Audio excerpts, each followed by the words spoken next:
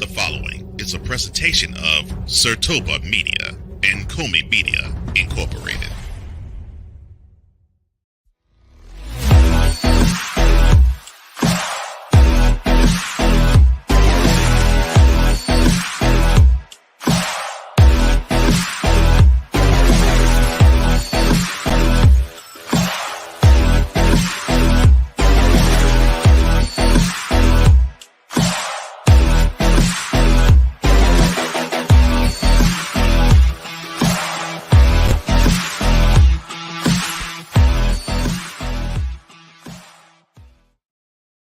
New York Jets cornerback arrested on drug charges in Morgan County, Alabama. What's next for him and his team? Looking at that also, you got Travis Kelce makes on-stage appearance during Taylor Swift's London show. Is he having a little bit too much fun out here in these streets? And many position players made an impact during the inaugural UFL season. We give you our top 5 players who could make an impact in the NFL in this 2024 season. All of that and more on the 43rd edition of Total Football Talk.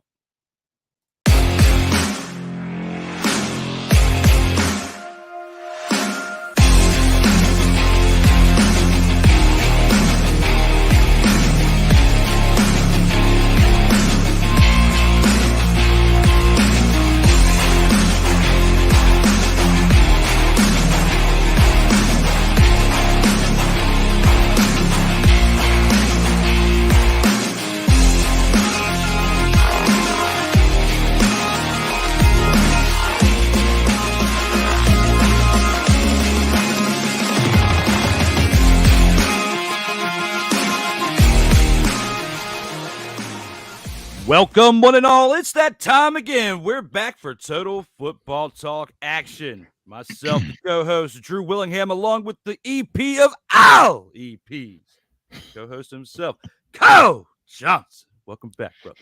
No, well, thank you. Thank you for that rousing introduction. I appreciate that. I hope the tribe is ready. I'm ready. I know that I'm geared up. 1 month away from training camp beginning in the NFL, and the CFL is underway. So yes, I'm excited. Absolutely. We are back in action, as well as looks like we do have one part of the TFT tribe already rocking with us.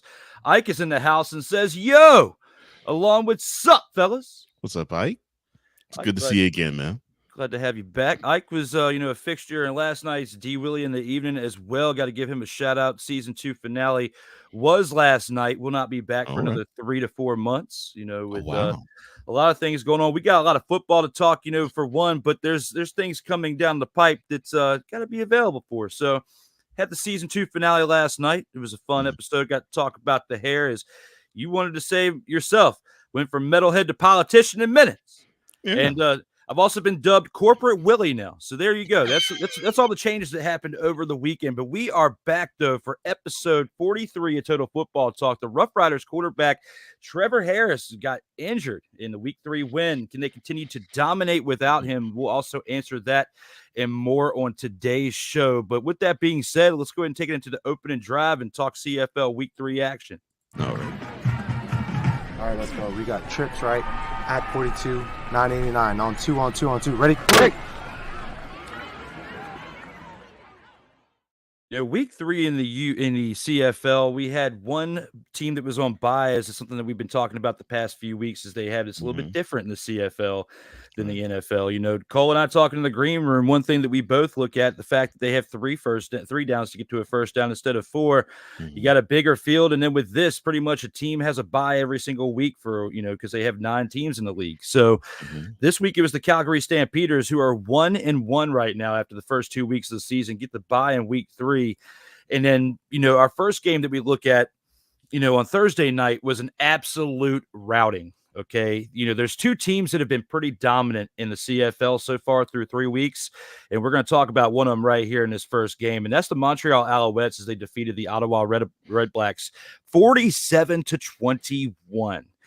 Cody Fajardo, in my opinion, is at the top of the charts for CFL MVP. And if they were to do rankings this early after 3 weeks, I mean, what he's done and the stats he's put up, not only, with his arm, but on the ground. He's been moving the chains with his legs too. I mean, he threw for 393 passing yards, 3 touchdowns, also had 5 carries on the ground, which isn't a lot, but it mustered up 39 yards, almost 8 yards per carry with a rushing touchdown as well. 4 touchdowns in this game by Fajardo to give them this win. I mean, he was a big part in why they won. Something to look at, too, that you and I talked about a couple weeks ago when we were last together, as well as last week when Ryan McCarthy was here, the fact that the Alouettes here, they've got terrible rushing as far as outside of Fajardo. He's the only one that's really been putting up numbers on the ground as well as scoring rushing touchdowns. The running backs for this team have been mustering up small numbers, and they continue it this week with only 57 rushing yards on 16 attempts. They've got to improve that number if they want to stay hot to keep this undefeated streak going and be somewhat like the Stallions of the UFL. Caleb Williams, the running back, did get another touchdown this week. That's his second consecutive week with a rushing touchdown. But those numbers still, if you look at his individual numbers, they were very lackluster besides that one rushing touchdown. Tyson Philpott, 8 receptions, 150 yards in the receiving, as well as a touchdown. Dominique Rhymes, 8 receptions for 116 yards as well. The Alouettes defense has not been disappointing either, as they had 3 sacks with an interception by Tyrese Beverett. On the other side of the ball for the Ottawa Redblacks, Drew Brown continues to struggle a little bit, although he threw for almost 300 yards, throwing for 292 yards in the air with a touchdown and an interception. The Redblacks running backs, worse than the Alouettes running backs, which I think had a big impact on their way to get offensive production for that team, with 11 carries, 56 yards on the ground. Justin Hardy was the highlight for that team, though. 7 receptions, 143 yards. A big contributor for Drew Brown's overall numbers to get towards 300 yards, along with Jalen Ackland's 4 receptions for 42 yards. He did get the lone touchdown by Drew Brown. But the Redblacks defense, Cole, they absolutely sucked. I mean, when you look at it, I know when you saw that in the slate just there, that's what kicked it off, because it was an all bold. Even the font was just a little bit bigger than the other font around it, because I had to make sure that you knew that they absolutely suck. Because you look at this right here, 47-21. Looking at this game right here, you seeing the highlights, seeing the game, seeing everything in perspective. What is your thought of this opening game of the opening drive? Well, Ottawa Redblacks had 11 matadors, and basically Alouettes were just nothing but bulls. Just went all the way down the field.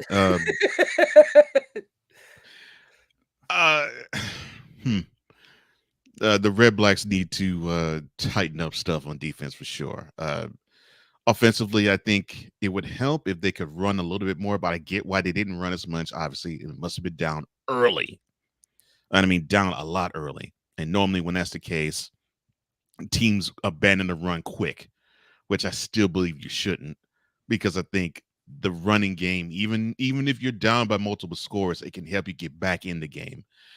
But what stands out like a sore thumb to me, other than, of course, Cody Fajardo, almost 40 yards on the ground and almost 400 yards in the air, and 3 throwing touchdowns, 1 rushing touchdown. I want to see the Alouettes run it a little better. Defense seems to be okay. I could tolerate if you allow 21 points, if your offense can put up more than twice as many. But the offense needs to run the ball more, and if you run the ball more, you protect that defense. And I think the Alouettes defense, they just need a wee bit more protection. Not saying they're bad, but I think they just need a wee bit more protection so they can really do what they were meant to do on that side of the ball, which would give you on the offensive side of the ball, back possession early. So those are the 2 things that really stand out like a sore thumb. Absolutely. I mean, this game, 47-21. Yes, the Alouettes need some protection to give them a little bit better of a running game. Mm-hmm. They do have great pass protection, I'll have to say. I mean, when you've got 3 touchdowns in the air, but when your quarterback has to scramble and he's getting more yards than your running backs, it goes to show how much they truly are struggling out there on that field. I mean, some of those players don't have any other chance but the CFL but to play, and they're making the best of it when you're putting up 47 points. But you got to do everything right in all 3 phases of the game. and that's Right. offense, defense, and special teams, what we've talked about several times throughout the course of the tenure of this show.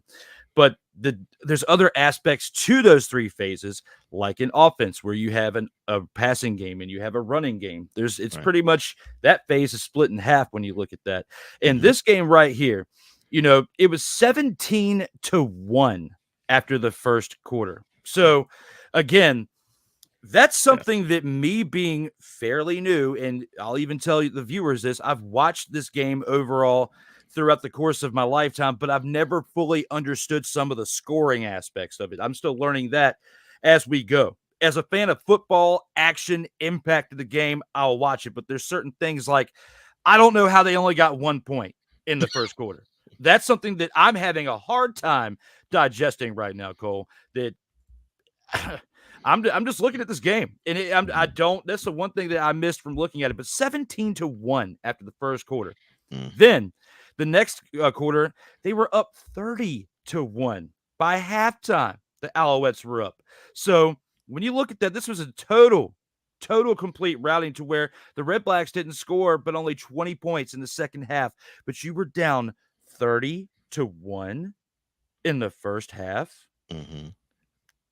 I mean, help me make sense of this. This Redblacks team absolutely suck. I mean, they won one game before, and they had a bye week. They had the bye week in week 1, which is probably good because we would have seen another dismal game from them had they played with the way their defense just played. And your offense put up 1 point in the first half, in the first quarter. Please make sense of this for me. This is the only positive that the Redblacks could take from this game. It's one of those where the coaches are going to try to make them feel really good about themselves and say, you know what, we'll pick and choose which parts of this game that you could take and improve on, but burn that tape, burn it. We don't have to worry about it. Don't have to watch it. Let's get that taste out of our mouth. Let's go on to the next week. That's the only good thing about this game for the Redblacks. Otherwise, you can't have your offense execute literally almost nothing in a half and expect to be competitive, let alone expect a win. And when you have that as a barometer, especially if you're going to play teams like the Alouettes, who looks like, from what I'm understanding, they like to get out to big leads early. When you have a team that smells blood early with you, or when they play against you, you have to find ways to slow down the momentum, and you got to do things to slow down the momentum. And for some reason, the Redblacks just don't have what it takes to slow down the momentum. And when that happens, it means the running game is not there. It means defense on all three phases and all three levels are totally exposed. And that doesn't bode well for your club. It doesn't bode well for the morale of it. Doesn't bode well for the strategy of it. And that's something that the Redblacks have to nip in the bud sooner rather than later. Absolutely. I mean, this is a team that Ryan McCarthy is a fan of. He was telling us about his love for that team, and when they used to be the Baltimore Stallions back in the day. Right. How things have changed, with the CFL and everything. So in a short period of time in the 90s where they had teams in the United States, but unfortunately we don't have that type of football anymore. But what we do have is a score like this. And I know you're saying pretty much shake it off and flush it. But if you're the Redblacks at this point, you're lucky to have a win under your belt the way that game went the previous week. And now you're playing against an Alouettes team that I would say is on the same level, if not better, because they've been statistically better over the years than the Roughriders. The Roughriders have been not the greatest team in the league, being, 6-12 the previous year and playing very subpar. Right. So the Alouettes looks like they're the team to beat so far in the first 3 weeks, even though I'm putting a lot of hype behind the Roughriders because I love their name. But when it comes, and their uniforms are cool too. But the Alouettes here proved that they're a team that we cannot sleep on after 3 weeks, 3-0, and this is a very decisive victory in this week. And even Ike said, absolutely sucked, re-uttered my thoughts on that defense. But I guess you could say the same about their offense for only putting up a point in the first half. Yeah, the offense absolutely sucked in the first half. I mean, but yeah, but we're not going to be taking away. I don't think you're doing this either. We're not going to be taking away from the effort of the Alouettes. I mean, No, that's what you're supposed to do. If you smell the team is not it's not comparable to you, you should put them out early. They did that, and if they could continue to do that, yes, they will be the team to beat in CFL. I just want them to shore up their running game and not have the QB be the spark plug for it. That's the only thing I don't like about the Alouettes. It's going to be interesting to see how things pan out for these two teams. The Redblacks definitely need to get their blank together because it's not looking good for them after the first 2 games of their season. Yeah. For our next game that we have up, even though the score was a lot closer, we've got a team here in the Winnipeg Blue Bombers who have definitely been underwhelmingly performing this year. And this was probably the best game that we got out of them. But there are some things that we'll dissect throughout this game to where we can kind of make comparison to their first 2 games, the 2 weeks prior, as Vernon Adams Jr. for the BC Lions led them with 398 passing yards, 2 touchdowns, 5 carries for 24 yards, did not have a single turnover in this game as he led the Lions to a 26-24 victory over the Winnipeg Blue Bombers. William Stanback, 16 carries, 83 yards, led the rushing attack for the day for the Lions. No touchdowns for him, but 16 carries and 83 yards is very respectable on the ground for the day. Alexander Holland, 7 receptions, 215 yards with 2 touchdowns. Definitely, got those 2 touchdowns from the Vernon Adams, who had 2 passing touchdowns, but was a big part of why he almost threw for 400 yards on that day, being the results we got from Alexander Holland. Then you got Justin McGinnis, 6 receptions, 95 yards. As well as the Lions defense, 1 sack on the day. They were a little quiet in comparison to how they've been the previous weeks, but 1 sack was enough along with their efforts to get that 2-point victory over the Blue Bombers. On the other side for that said team, Zach Collaros, 247 passing yards, no touchdowns, no interceptions, was not able to do enough to help this team get over the hump. Nick Dembski, 8 receptions, 94 yards. As well as the Blue Bombers defense. This is a stat that I, put up here just because it's true from the first 2 weeks. I mean, they absolutely sucked again. I mean, yeah, they put up 24 points as a team, but they gave up 26. Now, had you lost, 17-14 or something, I would be a little bit more respectable in that fact. But when you look at this right here, they didn't play respectable, and they haven't, which is why they're 0-3 at this point in the season after 3 straight weeks of playing. When you look at this game right here, Cole, what are your thoughts overall when it comes to the Blue Bombers losing a 3rd consecutive game? But then we have a team in the BC Lions who improved themselves to, a 2-1 record after coming in this at a 500 record. From the Blue Bomber standpoint, I almost think it sort of is like with the Renegades in the UFL. You almost have to take the small victories and build on them. And I hate to say it that way, but that's the approach I think they should take. The offense actually performed, maybe not stellar. It wasn't Air Coryell or the Greatest Show on Turf type of performance, but 24 points that they put on the board, that's encouraging. And so I think they got to build on that. And in building on that, they probably need to take the air out of the tires of the opposing team. Again, it goes back to the running game. If you can get a bigger presence in the running game, I think that would probably help the defense out more. But yes, I agree. My philosophy with defense is simple. Unless the offense is cooking, if you can limit a team to less than 20 points, the defense did their job. This game, which they played Friday, the Blue Bombers defense did not do their job. 26 points is too much to allow. And double, especially when the offense of the Blue Bombers were actually protecting their QB. So when you have that, you got to, as a defense, stand up, step up, and make a play. and have that effort there. Otherwise, forget it. And as for the Lions, it looks like they're sort of chopping away and chopping away and chopping away. And looks like they have something special with the Adams to Hollins connection. I think what I want to see more from them, and I'm loving the fact that they are unafraid to run the ball. I would love to see their defense put a little more pressure on the QB, and I think if they could do that, they can hang with the big boys of the CFL. Otherwise, they'll be lapped by them if they lack having pressure and putting pressure on the QB.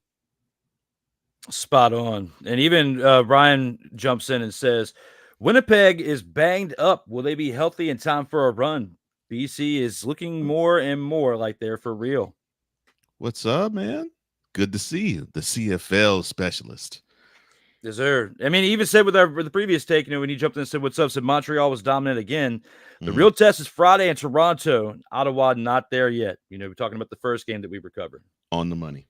Yep, on the money. Spot on. Ryan crushed. That's why we talked. I talked with him more over the week. I hadn't had a chance to catch up with you on this yet, but what we talked about with him doing like an hour 2 segment with us is coming, but we got to wait till August because the way his schedule is on Mondays around the time that we do the show, can't necessarily fully commit, and he doesn't want to fully commit until he can actually, be here on a regular basis like we were talking about. So he's going to be our CFL insider, starting in August to get us through the second half of the CFL season pretty much and through the playoffs. So Ryan gave you the way my schedule's set up, treatment. Okay, got it.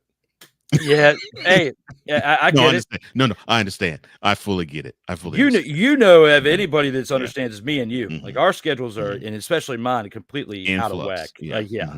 But we're making it happen because we love what we do, and we're happy to have Ryan be a contributor and help us out with the CFL coverage as well. So that's going to be awesome. But when it comes to that, again, he says Winnipeg is banged up. I mean, they truly are. They have to if you're going to be 0-3 at this point. And will they be healthy in time for a run? I mean, it is a long season. It's an 18-game season. We still have 15 more games that could turn it around in. So, but yeah, but BC is definitely looking for real. And I, again, reiterated what I said, absolutely sucked again when it came to the defense. I mean, he's loving that part. So we got to give him the credit for being here with us. And for all of you out there watching, if it's your first time to the channel, please subscribe now and never miss out on new content for Comey Media as well as Sertoba Media, where the struggle is real to be awesome. If you're watching on X, Twitch, YouTube, whatever right now, thank you all for tuning in. True. It's kind of like I was walking down the street the other day and I heard someone go, gang, gang. Like that, it could be that too. So it could be all that up in one. So we got it all wrapped up in a bow for you guys today as we go through that second game. And today we also have another game that we have to talk about before we get to the game of the week, and that is my team that I like very much, the Saskatchewan Roughriders. They absolutely dominated this past week as they won 36-20 over the Hamilton Tiger Cats. Now, I believe the first game we talked about was more of a routing than this game right here. I think the Roughriders, and they played pretty well and pretty evenly for a while, a little bit. Not really. For the first quarter, it was 17-0. After the first quarter, the Roughriders were roughing them around, roughhousing those kitties all over the place. As we get to the second quarter, the kitties put up 7 points, but it's still 18-7 going into halftime. Now, with all that being said, we have to look at what the production was. Trevor Harris put up 177 yards in the air with 2 touchdowns and an interception, but does get hurt, which leads to our show graphic for the day. And we'll answer that here in a little bit. But, he gets banged up. Looking at that, they get the win. They're 3-0. But AJ Alouette has been a big part of their production here, as he has another week with another great game on the ground with 20 carries, 98 yards, and a touchdown, along with adding 4 receptions for 47 yards, getting over 100 total yards for the day. Put up great numbers. I promise this is not a typo for this next one, Cole. You can Google it all you want to. This is the man's name. Aju.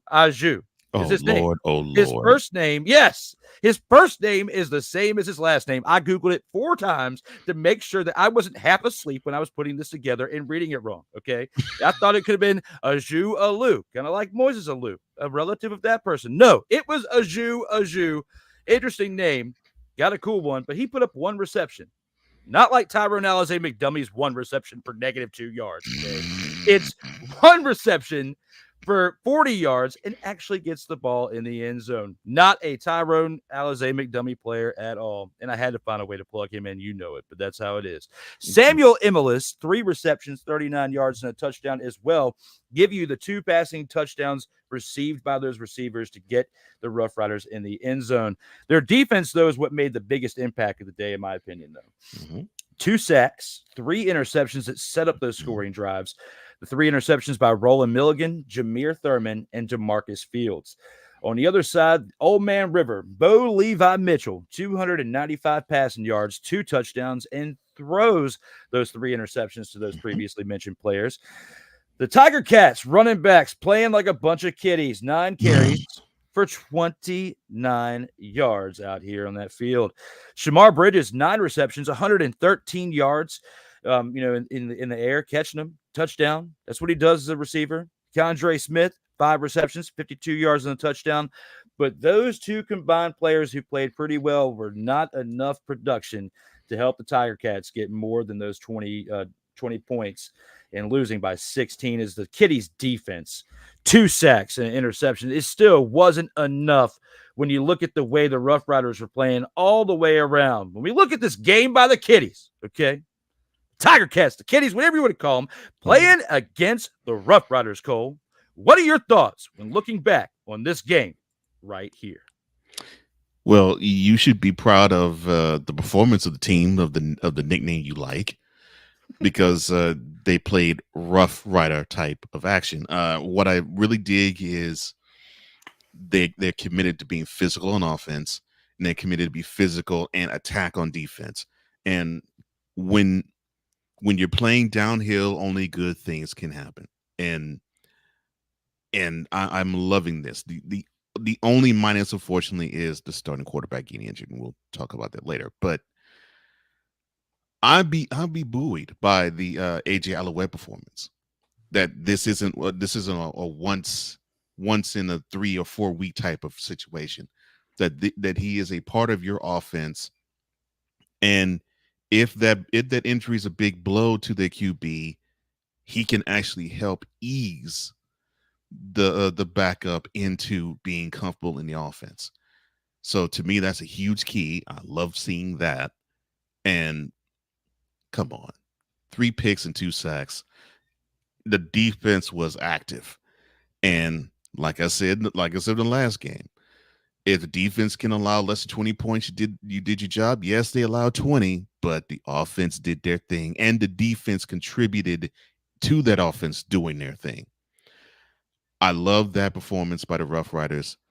I hope they can actually bottle that up and continue to play that way, because it's going to take that type of effort to be the best team in the CFL. As far as the Tiger Cats are concerned, you can't come with less than 30 yards on the ground. That is unacceptable. Yes, it's cute that you almost threw for 300 yards, and you got a receiver that has over 100 yards passing, that receiving. That's great. And even your defense got you some stats. But 29 yards on the ground, that just won't cut it.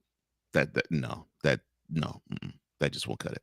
Absolutely not. I mean, we've got teams kind of like with our first game when we talked about, the fact that Cody Fajardo is putting up better numbers than the Alouettes, but there's not many teams like that have a well-rounded team that's good enough to pick up the slack like that. It's not going to always work out in that manner. So they've got to take this as a learned lesson. Like, look at the teams around them. We talked about it when teams in the NFL during the 2024 season.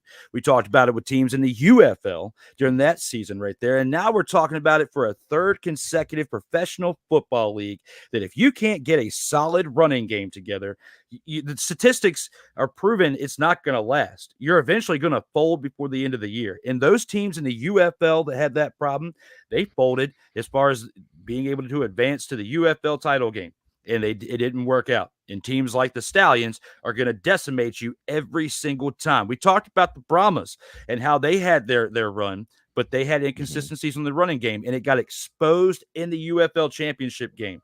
I'm not saying by all means that the Winnipeg Blue Bombers or the Hamilton Tiger Cats are going to be going to the CFL title game at all, based on what I'm seeing through 3 weeks. Right. But what I can say is the Roughriders are putting up a really, really, really strong case for a well-rounded overall team. That they're going to be a team that's in the hunt, I believe, by the end of the year. You can call me crazy if you want, because they were 6-12 last year.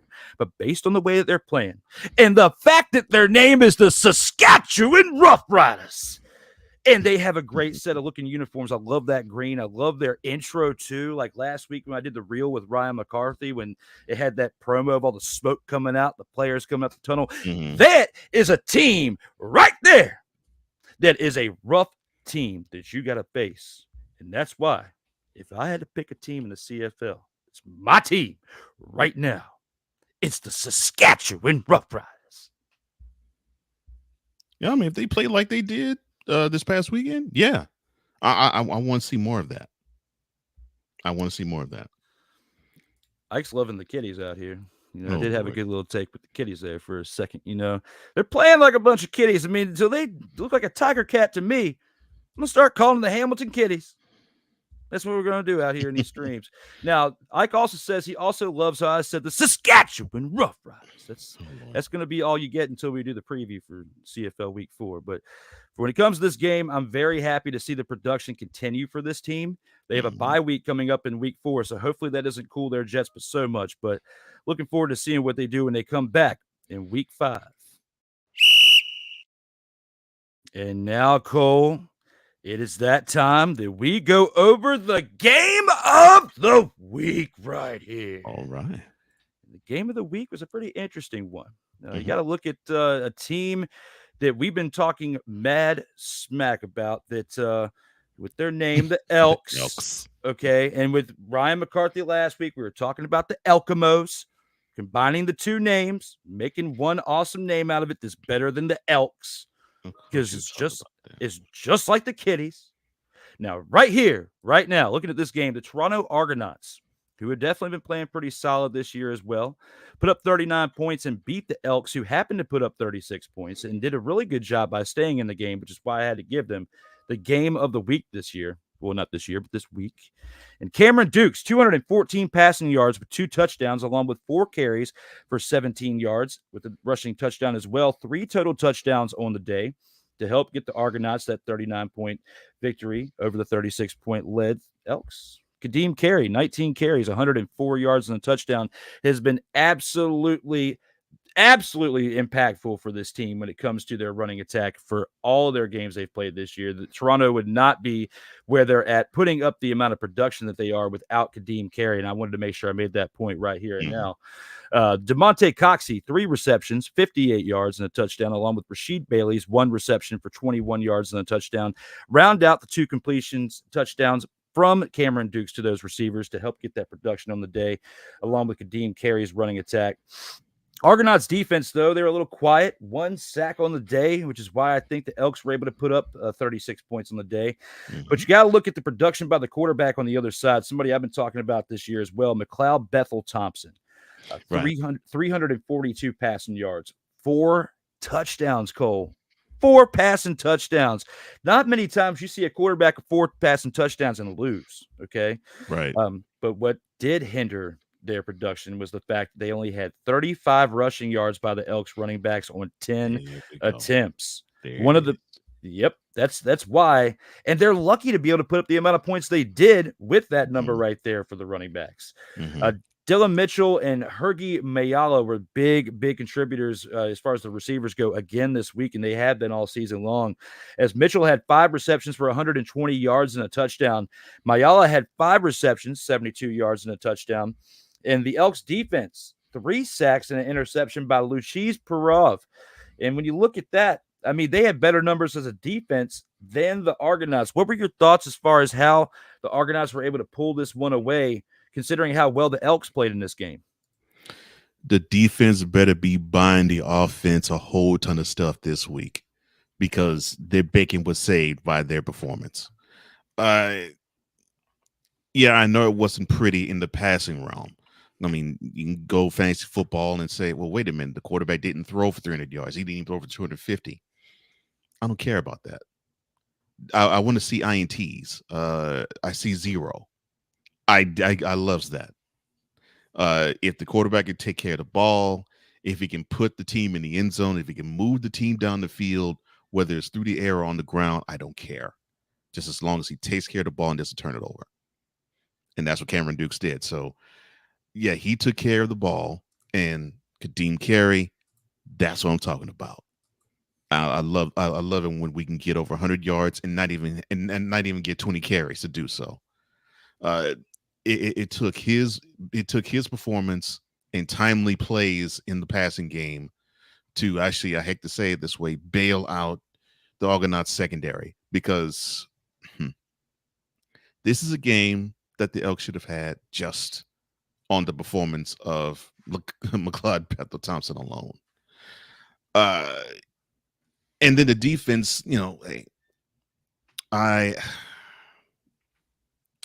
I feel for the Elks. It's like they play in spades. It's like, they have their moments and then they don't. They just have to find a way to put 60 minutes together. And if they can, I think they will be able to knot some wins. But spotty play will get you games like this, exciting as it may be, but in the pay window, you'll take more L's than W's. The same could actually go with Toronto, but if the running game's there, that will help out a lot of things. And a great running game covers a multitude of football sins. Did you say more?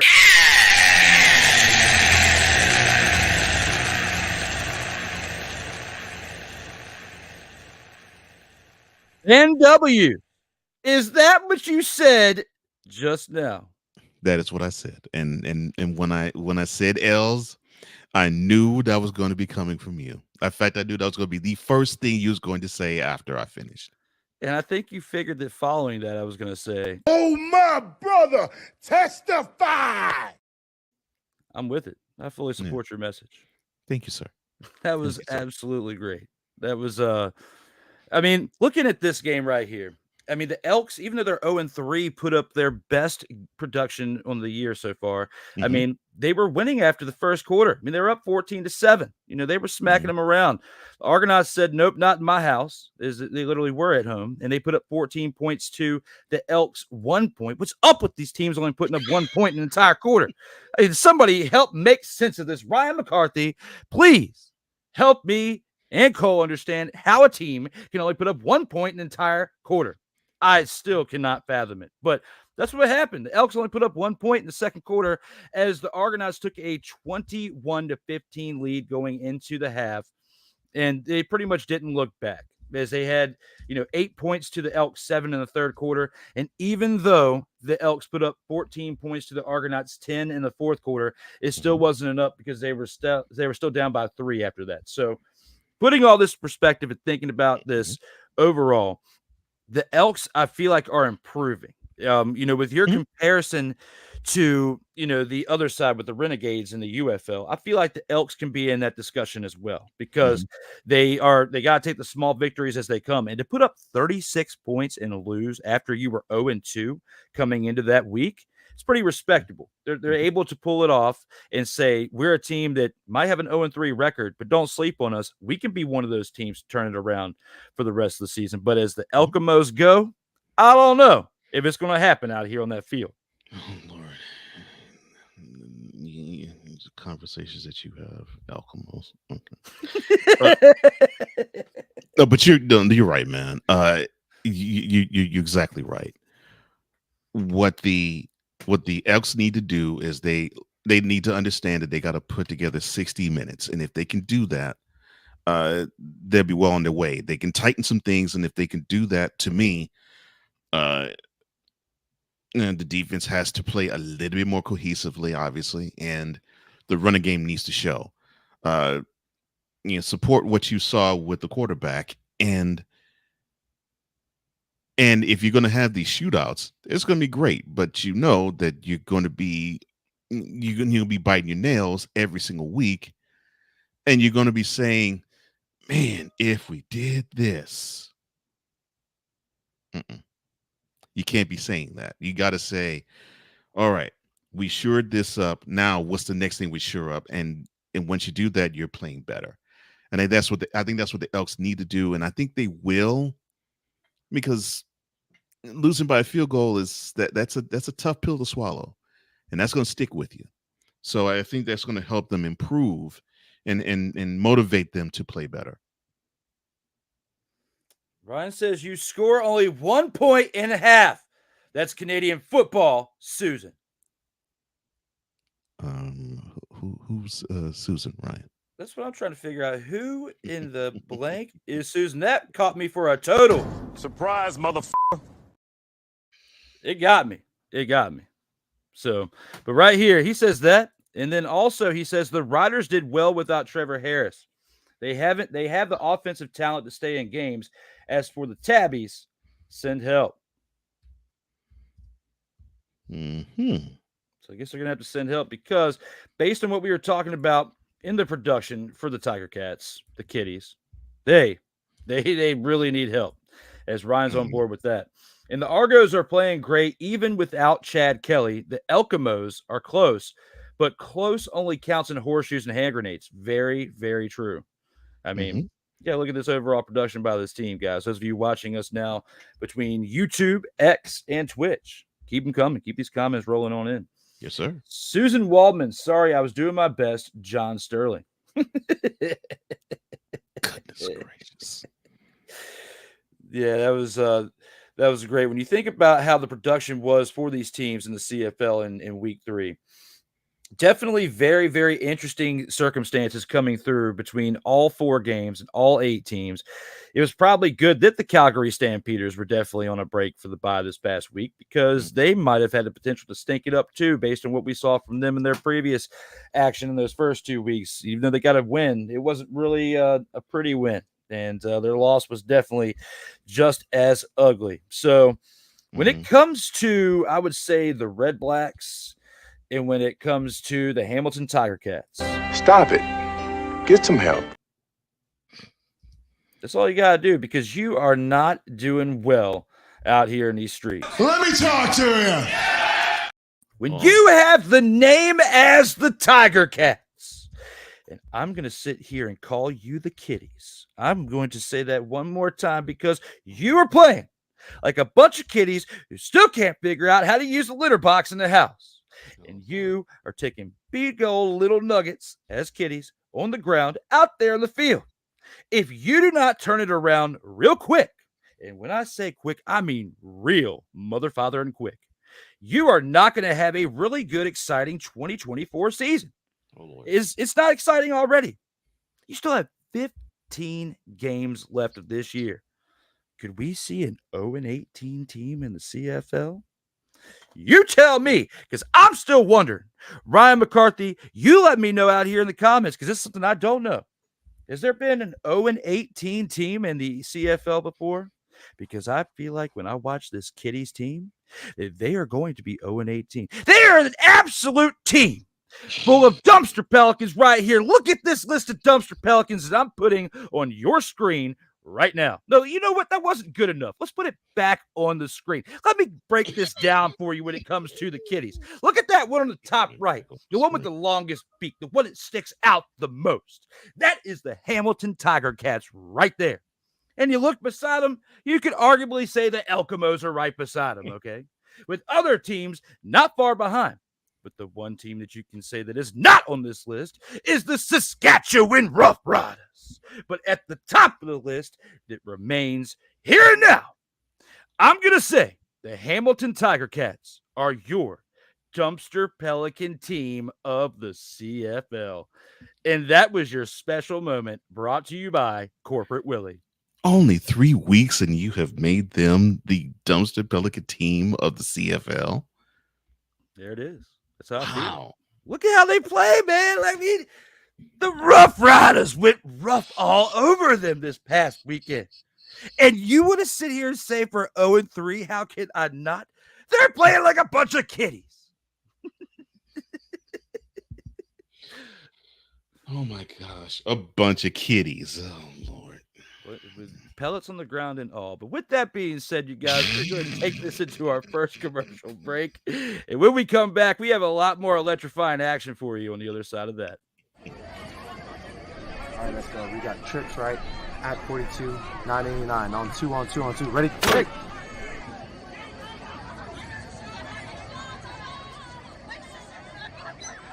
We're just getting started. Total Football Talk will return right after this. Whether it's news, the largest egg producer finds bird flu in chickens at a Texas plant, weather, devastating tornadoes rip through the heart of the United States, inspiration, a breast cancer survivor completed the journey of chemotherapy, and now begins a future one of matrimony or sports. Michael Jordan is shown on a photo with Diddy. LeBron James has a video extolling the virtues of a Diddy party. This has been yet another beating a dead horse presentation. We got you covered. BS3 Network proudly presents The Morning Shift with Cole Johnson. Live every weekday morning beginning April 29th at 8 a.m. Eastern, 7 a.m. Central.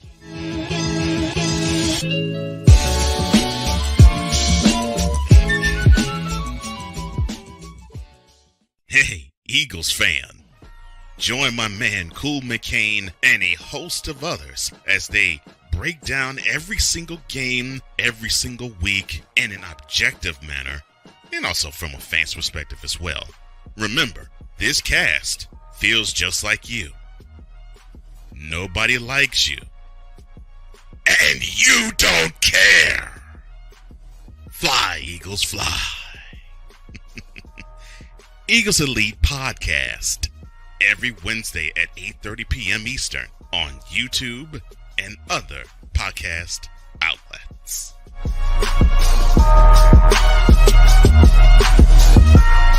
Hear me though. Everything Boston. I love you morons. New Kids from the Block, New Edition. Dear whatever the law firm is.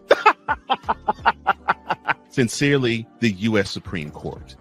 Ben Affleck, Matt Damon. Go yourself again, Jason Whitlock.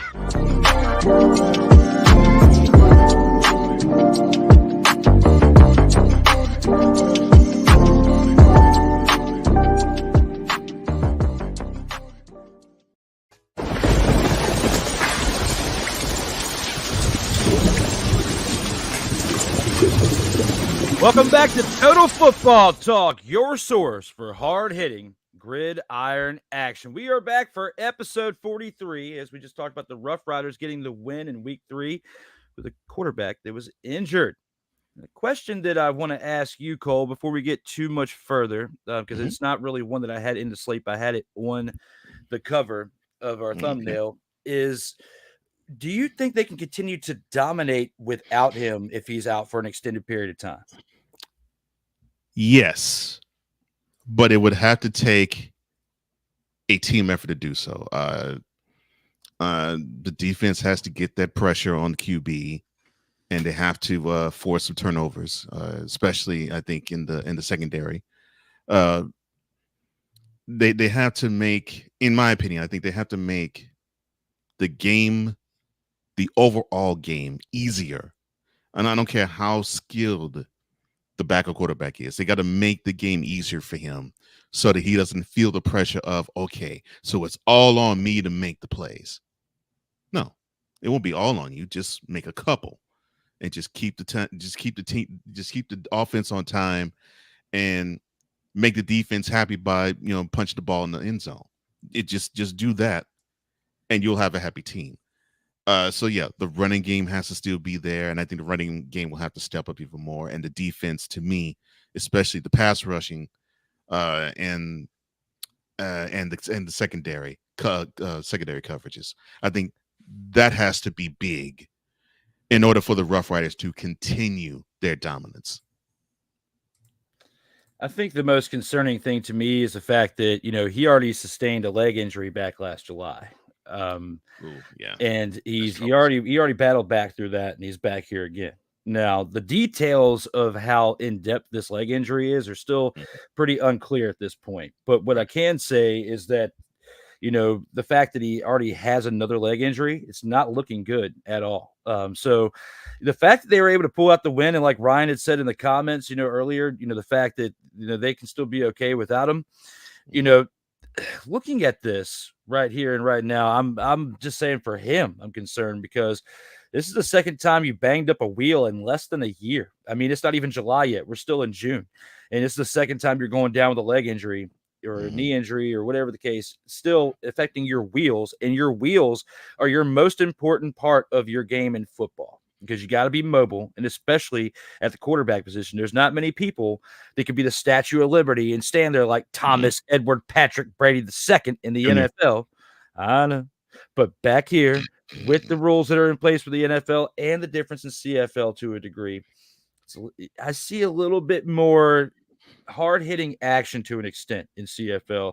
Reminds me of the older style of football, when I watch CFL games, okay? And the fact that he's already taken 2 hits that have resulted in 2 leg injuries in the course of a year have me concerned for him, more so for him than the team. Yeah, I agree. I think what he has to concern himself with now is just healing up. And now that question is going to be on the minds of, well, really, the fan base, the organization. They're now going to be thinking, oh gosh, so if we have him on the field, how long will it be until he's gone? And now we have to actually plan to have a serviceable backup to be in place of him. That's not a good thing. That's not a good thing in terms of strategy, because you want to have that starting quarterback healthy and reliable on a health end. And hopefully that tide can change. Hopefully. Because in comparison to the UFL, we saw it with the Brahmas where, Chase Garbers went down for a while, but came back towards the end of the year. Quentin Dormady did well enough to keep the team winning to where they were positioned to where they were to get to the UFL championship game. But within a couple weeks of getting to that point, Chase Garbers is reinserted into the team, and it kind of messed with the chemistry a little bit, if you really break it down. And we could potentially see something like that here where you have a backup quarterback come in, continue this winning tradition of what they've been doing since the beginning of the year, like in the case of that in the other league. And it could affect the team later. So there's a lot of what ifs that could happen with this. If they can win without him, if they can win when he comes back, if he can come back like he was before, who knows? But Trevor Harris was a spark to that offense as far as leadership at the quarterback position the first 2.5 games, because this happened in the second quarter of this weekend's game, and they still found a way to win. But he started the game, and they were already on a roll when it happened. So it's going to be interesting to see how things go for this upcoming week in week 4, which we'll break down here pretty soon. But, for the game of the week right here with the Rough Riders themselves, Shea Patterson, he's the backup quarterback, and he only had 4 completions out of 10 attempts for 41 yards, no touchdowns and no interceptions. That's why I posed this question, because I am concerned for their offensive production going forward if they have this guy starting at quarterback for the majority of the games for the remainder of the year, because AJ Alouette's been big as far as their running back goes with his production, but and the defense has been pretty solid. Right. But I don't know if lackluster production in less than 100 yards in a game, especially for only playing in a half, if he can only put up 40 yards in the air in one half, that's still less than 100 yards for combined for two halves in a game. I don't know if they can sustain this going forward if they have that type of protection of their quarterback. And that's where, to me, that's where the next man up has to really rise up, and they have to make the guy that's going to be coming in to feel confident and comfortable. And the only way he could do that is if he sees the other 21 people who are on the field with him, or I should say the ones who adorn the uniform, the 10 that go along with them on the field, and the 11 on the defensive end. If they all step up as one, and they look at him and they say, look, you don't have to take all of it. It's all on us. And if if you and it almost should be to the point where it's like, and if you do, make a mistake, don't worry. Just pick yourself up. We'll take care of you. Just as long as you take care of us. They got to make sure that he feels comfortable enough to where, like you said, he wouldn't feel as though it's all on him. Otherwise, you probably will get those 80-yard performances in a game. Absolutely. Yeah. Spot on. And with that, we got some comments in the chat. Playmakers in the house says, hey, D Willy and Cole Johnson. What's up, Playmaker? Yeah, what is up, Playmaker? Glad you are in the house. We'll have to check out Monarchs of Wrestling here in a few while I'm getting some downtime in between this and the In or Out Sports Debate, to which today is the 4-year anniversary of that show. Congratulations. Thank you. That was 4 years to the day with the first episode, and with the person that I started it with, Rob Johnson, will be back tonight. And for the 16th time, he'll be a Ric Flair in Vault of Fame inductee tonight. So this is going to be definitely a fun time with that. But all of you who have been a part of that show, including Playmaker, Cole last week, and Kyle, all of you guys have been a big part of it. Thank you very much. This is just as much of a celebration for you guys as it is for me. He also says, just finished up Shooting Lights Out. I'll have to check that out here later on as well. But definitely Monarchs of Wrestling. When this show's over, it's around the time that show starts. I will be tuning in as I'm getting some downtime in between shows. And Ryan also says, there has never been a winless team in a modern-day CFL since 1958. Wow. However, the Tiger Cats were the closest team when they went 1-17 in 2003. 21 years ago. Okay. Well, when they did that, when they played like that at that point, they were completely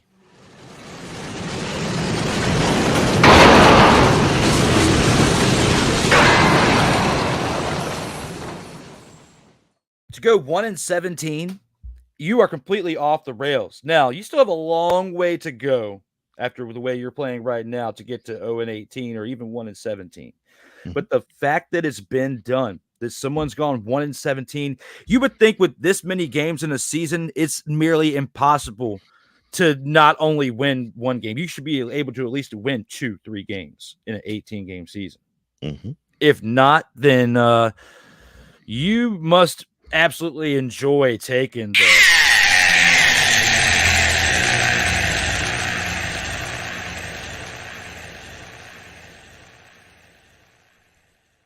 man, that's terrible. That is absolutely terrible. Why do I have to be paired with unhinged co-hosts? You know that you love it, and the people do too. And it makes great reels, man. It brings great excitement. That's what it's all about. Bringing the fire up in here. Because for quite some time now, I have felt like I think I got my swagger back. Especially when talking about teams that play like that. Well, yeah. Well, it's understandable. 1-17, Lord. Hey, Wise, at least predicting a 1-7 is a lot better than predicting an 0-18. Okay, I had to go there, even though you only went 1-5, and I've acknowledged I bent the knee that I was wrong. But right here on Total Football Talk, right here and now, I'm going to say that I got a feeling these Tiger Kitties are going to go 1-17, 0-18. They're going to do something. These little cubbies, these little somethings. They're not even cubs. No, they're not Tigers. Oh my gosh. There's something all right. Both you so have in common. You all so slickly disrespectful. That is hilarious. Tiger Kitties. Oh my gosh. That's my quote of the day.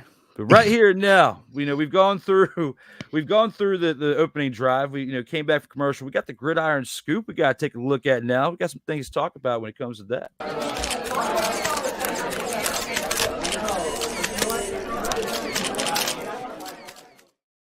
Here with the Gridiron Scoop, recently NFL Tom Brady, NFL's legend Tom Brady said that he considers Peyton Manning as the gold standard of quarterback play.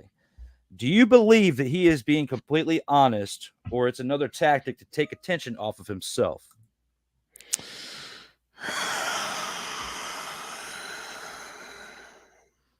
Is he being completely honest? Let me think long and hard about that one. I love how you phrased completely. To be completely honest, there's something that's in my brain. I can't. It's on the tip of my tongue. I can't think of it. Hell to the no, to the no, no, no, no. Hell no, to the no, no. Now, is there some truth to it, or is there some honesty to it? Yeah, there is. I mean, look, as much success as he's had against Manning did beat Brady in 3 AFC Championship games, so he did have some success against him, and yeah, the legend that is Peyton Manning. You have defenders who relish the fact that he no longer plays in the game, and respect the fact that when he did play, he had a great commanding offense that defenders were in awe of how he ran the team. But I'll say this about Brady: I don't have nearly the same disdain about the ego of Tom Brady as I do about somebody else people think is a GOAT in another sport, but he seems to have a true ego problem. Brady doesn't. I love that Brady has confidence, but he doesn't seek the attention to say, look, I threw for over 100,000 yards playoffs and regular season combined. I mean, seven of these things. He doesn't strike you as that. He doesn't strike me as that.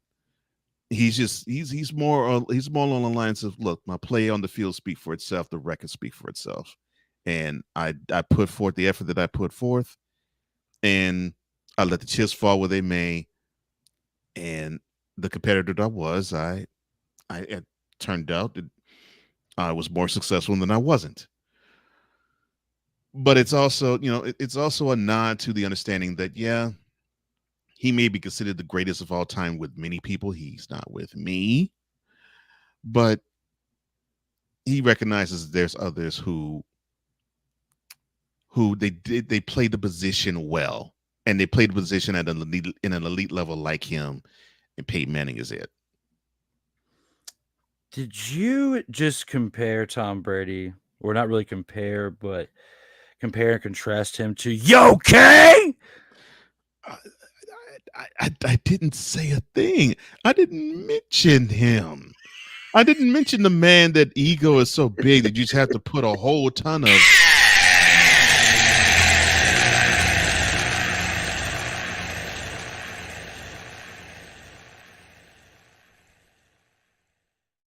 I had way too much fun last week when we were on that show. And when I heard what you were just saying, I was like, yes.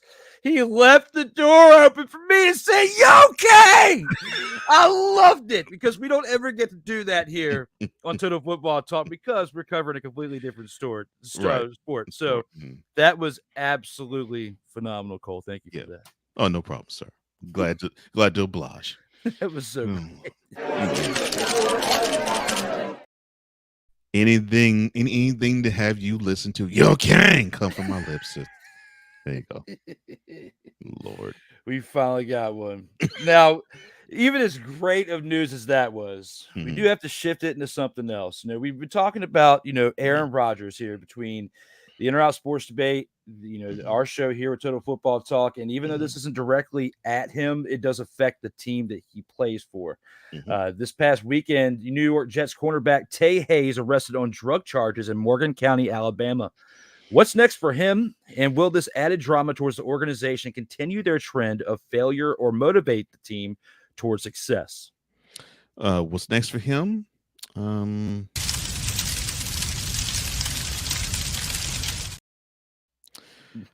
me see. You don't really hear his name all that much. He causes a big stir and a distraction.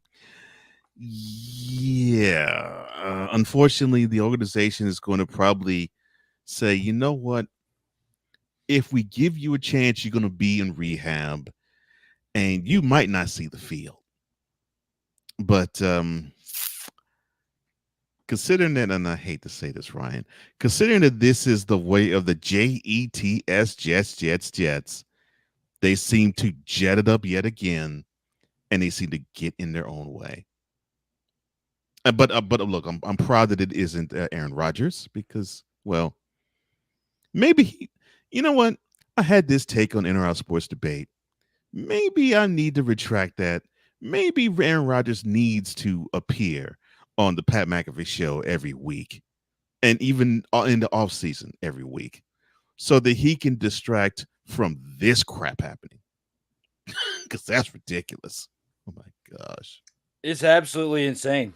The amount of stuff that's going and circling around that organization. And I mean, you could say arguably the same for the team that I support and the Commanders. I mean, but they're trending upward considering the moves that they've made. And I'm not saying that as somebody that's supportive of the team. I mean, you acknowledged it.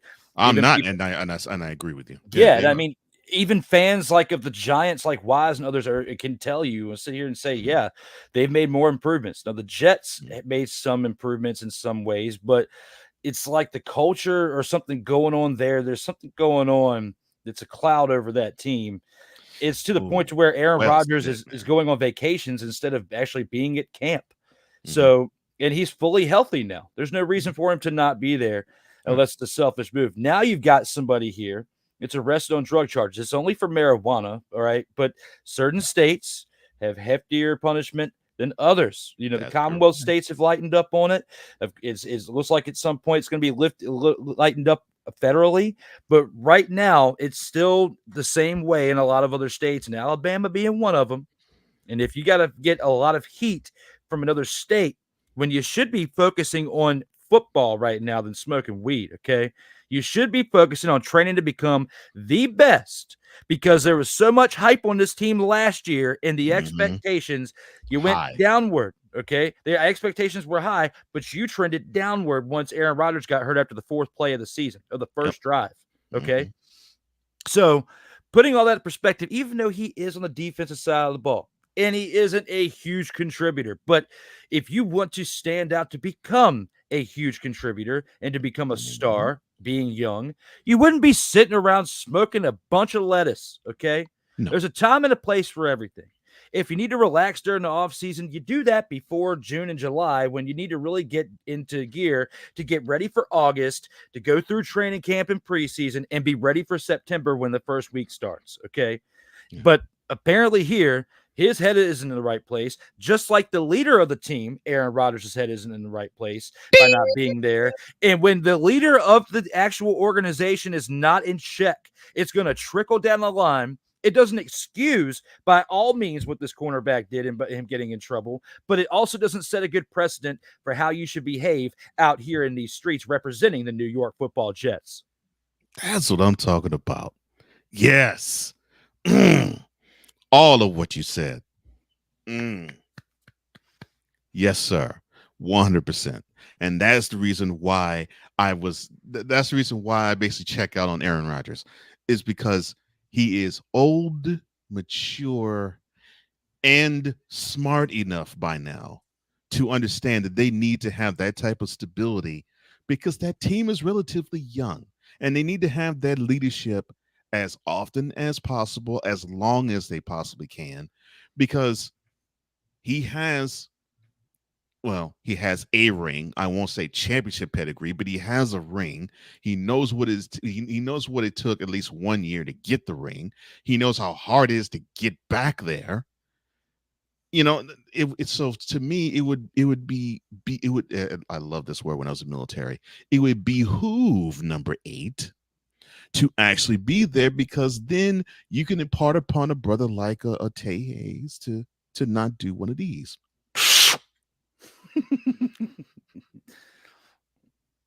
Put the Buddha down, son. No. Put it down. Put it down. That's going to waste time. Now, in the off season, when they don't test you, smoke as much as you can if you can afford it. But no, if it's true what Aaron Rodgers said during the off season, that they're focused on the Super Bowl and all distractions have to be gone, this is and you said the right word, precedent. This is a bad precedent that's being set, because it definitely means, we can throw tomatoes at him, but it just shows the leadership is faulty. It just shows it. Absolutely. And even with all that said, I feel like that they were thinking some of the things that we were just saying about it, because McCoffee brings us breaking news.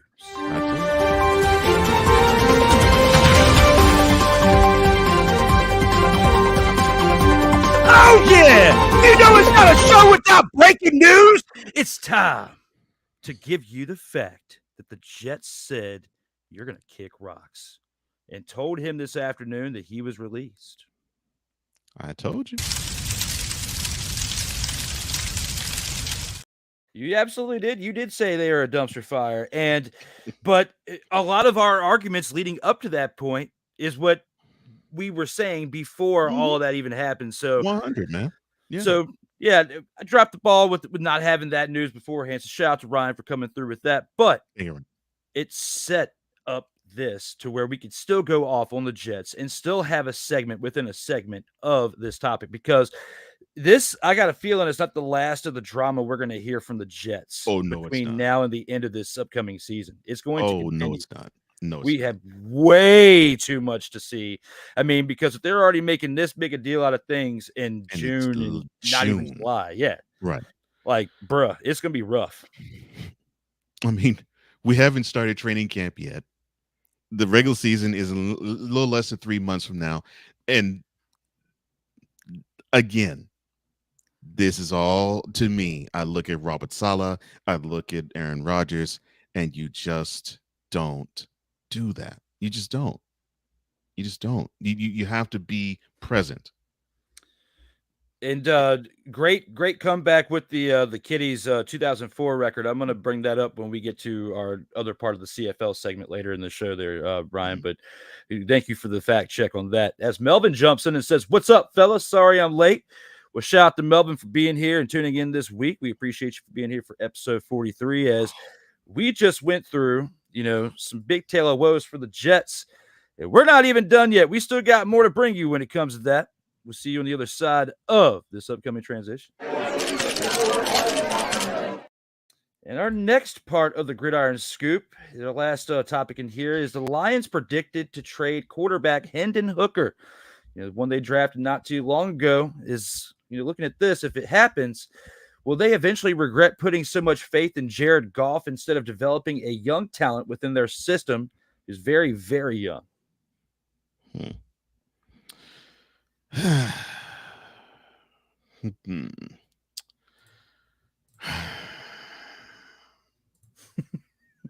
No, I don't think they'll regret it. Because I don't think Jared Goff is old man yet. He's close to it. He's not like Matthew Stafford. But no. You have to understand. So in the last 10 games, 2022, they went 8-2 with him as a starter. And then they won the NFC North and got all the way to the NFC Championship game. And they suffer from the head coach gambling so much on the sideline. I mean, they put up a valiant effort, but lost to the eventual NFC champions 37-34. No, they already have a lot of faith in Goff. It's understandable. But they also know they have to have an eye on the future. Now, is Hendon Hooker the guy? Well, I guess we'll find out in training camp in the preseason. But no,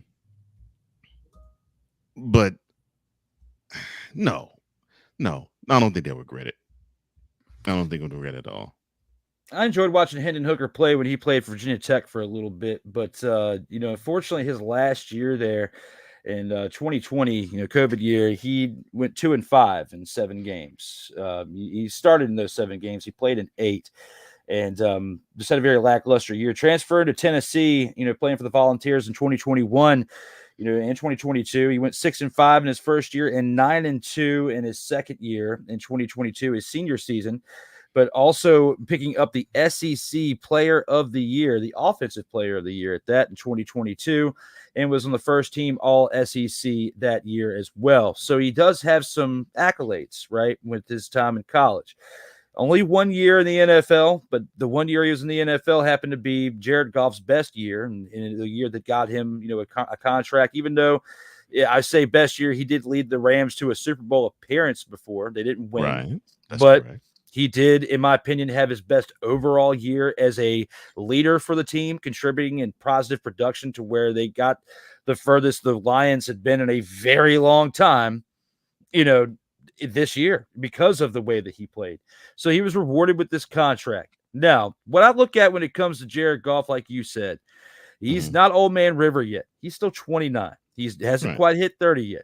Hendon Hooker, even though he's only in his second year in the NFL, he's already 26. He's only 3 years behind Goff, and Goff has had a lot more playing time, a lot more time to develop throughout this time since he's been between the Rams and with the Lions. And even though he's only 29, it feels like he's been in the league forever because he's been around since 2016. It does feel like forever. Yeah. I felt like he was. I was surprised when I saw that he was 29 coming into this show. So, he came in very early at 21, and I think that the woes that we had because of how high he was drafted when he first came into the league, I think we put a little bit too much shade on the fact that he needed time to grow a little bit more. Yes, he was the first overall pick, right? And but as a first overall pick, he still led the Rams to a Super Bowl appearance. Yeah. And they were still good enough that even though they made a trade and Stafford came in because Stafford was way more developed and had been around a lot longer, he was exactly what they needed at that time to win that Super Bowl. However, the Rams are going to eventually learn that they dropped the ball with Goff because had they kept him around, they did. That one Super Bowl could have turned into a lot more. And it could have also given them the cap room to bring in other talent as to where now they drop the ball to where they've got Stafford who's aging, who isn't going to be around much longer. And yes, they have made some moves, but they are not like what they had with Jared Goff and not like he had developed. So big win for the Lions, big loss for the Rams. Hendon Hooker, though, I feel like if the Rams are going to be owed something here because of what the Lions should be a little bit more appreciative and just pretty much give them Hendon Hooker at this point because, give them Hendon Hooker for like a 6th round pick. It only cost him a 3rd round draft pick to take him anyway. So if you send him a 6th round draft pick, everybody wins. Okay. You get Hendon Hooker. The Lions don't get much better because they're only getting a 6th round draft pick, and you give the Rams a chance out here in these streets. I love where you went with that. And I think Goff suffered from, when, fellas, when you with a woman or when you with your girl and she sees this purse that she loves and she has been touting it all over the place, wanting to just shove it in all her girlfriends' faces that she has the purse that they want and they don't have it. And she's just rubbing it in their faces. I'm stunting. I got this purse. And then all of a sudden one day they decide they don't want the purse and they want to just get rid of it. And then another one of the girlfriends picks up the purse and she's stunting with that purse. And although, your girl may have gotten a really good purse and to replace it, it just isn't like the old thing. And I sort of got the feeling that that's how it was with the Rams and Sean McVay. He looked at Jared Goff. He's like, yeah, you're not what I thought you was going to be.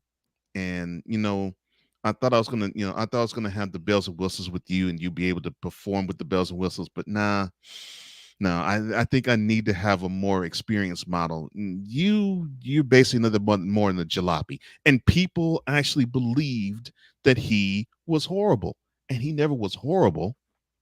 He just regressed. And sometimes you have your peaks and your valleys in the NFL. He was in a valley by the time the Rams let him go. And I agree with you. I think that was probably the best pickup that the Rams, that the Lions have had probably since drafting Barry Sanders. I mean, this was something that was good for Goff, and I think he needed to change the scenery, and he looks really good as a Lion now. As far as the Rams are concerned, yeah, and I've heard this from Playmaker, who is a huge Rams fan. We got our ring. That's all that matters. Okay, that's fine. You got your ring. But good Lord, you mortgaged a whole lot of your future to get that one ring. And now the QB that you got the ring for, he's about to retire. The megastar player that was built around that the team built around, who really still in his ages, in his prime, he's now retired. And the stud wide receiver that you had is gone. And I'm talking about Cup, I'm talking about Beckham. The stud that is there now, well, yeah, you have a new stud on the way, but it looks like they're trying to trying to force Cup on out of there. The team is in flux now, and yeah, they made the playoffs last year, but you have the team now, and they are they're in trying to clean up the mess mode. It's like, okay, so yeah, we mortgaged the future. We got rid of first round draft picks right, left, and center for about 4 or 5 years in a row because we wanted the ring that bad. But if you have a franchise QB that can actually put the team on its back, like what Goff did with the Lions a lot of time last year, yeah, you're gonna have remorse. And yes, and that's not the shade of Matthew Stafford. He's a great quarterback. Always has been. He always will be. But think about the fact you might have at least another 7-8 more years with Goff. Only maybe 2 at the most with Stafford.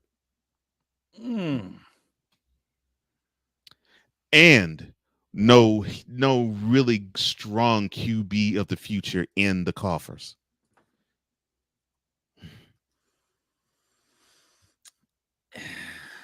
And you're an average team that's not going to be necessarily drafting high all the time.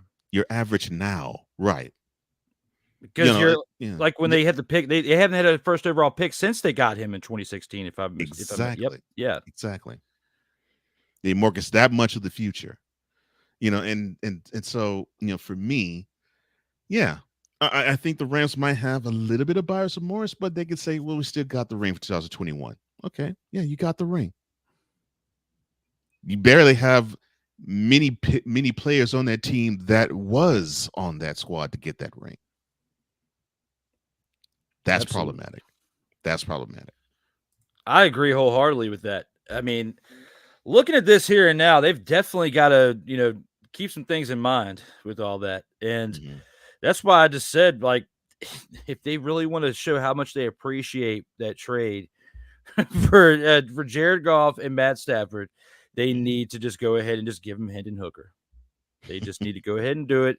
I like Be that. like, I just for a 6th round pick, everybody wins, and it's like, hey, sorry for screwing your franchise for the next 12 years if we can't make this work, because this is going to be your best move. Because I think that he showed some flashes in college. Hooker did, okay, and I'm saying this, look at how he did with his breakout year in Virginia Tech, and then his last year in Tennessee. Yes, he had the one down year and COVID year, but I'm not going to hold so much to him because a lot of people were affected by that year. So putting all that in perspective, that's the best bet. I definitely don't see them releasing him, but at the same time, with as high as they drafted him for the plans that they had for him at the time, because Jared Goff hadn't fully proven himself at that point, at least to a lot of our eyes out here. I think the fact that they drafted Hooker in the 3rd round last year, it motivated Goff a little bit to where we got the results out of him. I just hope that if they send Hooker on his way, and that sounded pretty bad, but if they send him on his way, okay, that Goff doesn't regress because he doesn't have as much fire under his seat to motivate him towards greatness. I'm hoping, though, and that's a really good point. I'm hoping, though, that technically this was played in January, but last year's NFC and NFC Championship game, I hope that is the fire necessary for him to have under his butt to say, all right, I had a taste of it, and yeah, we had a 2-touchdown lead in that game on the road. We actually had the defending champs on the ropes, and we blew it. I hope he still has that fire and saying, I believe we have what it takes to just go that extra couple of steps further. I'm looking forward to seeing what comes in this 2024 season in all aspects between a lot of these teams we talked about in this Gridiron Scoop. But it's time for my second favorite thing of the week, and that is the Dog of the Week.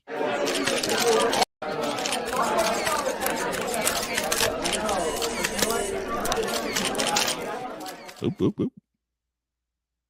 Total football talk.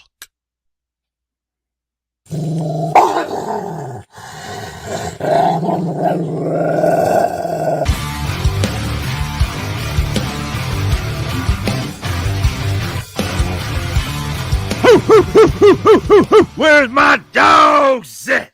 It's time to make our pick for the Dog of the Week. And with that being said, it's time for the EP of all EPs to give his selection of that choice right here and now.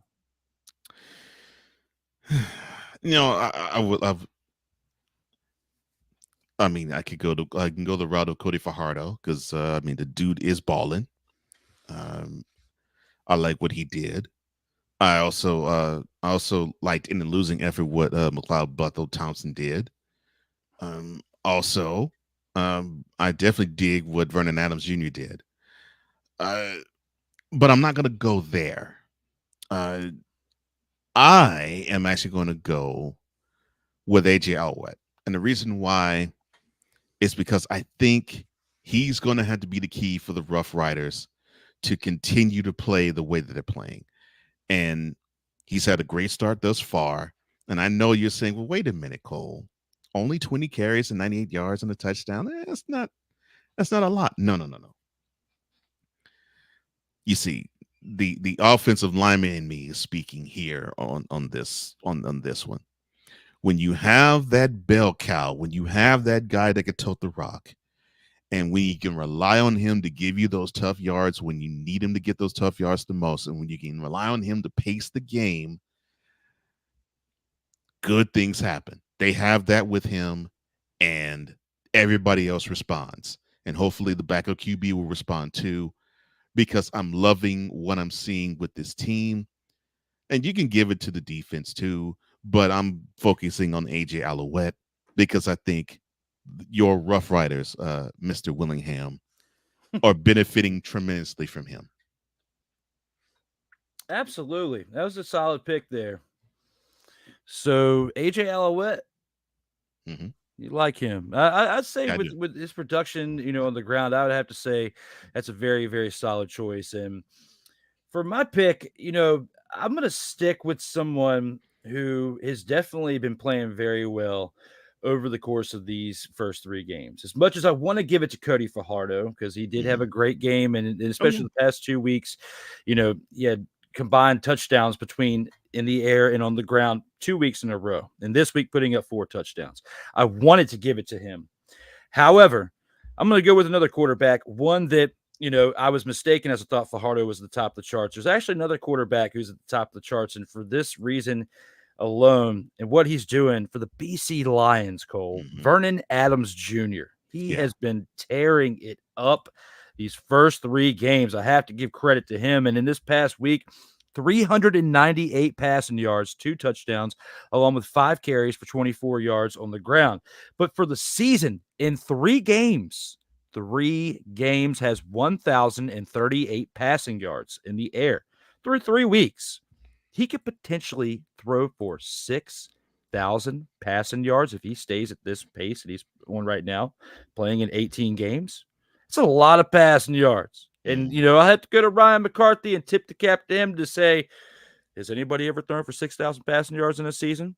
Has anybody remained that consistent and thrown 333 plus yards per game? Because that's what it would take to get to this point.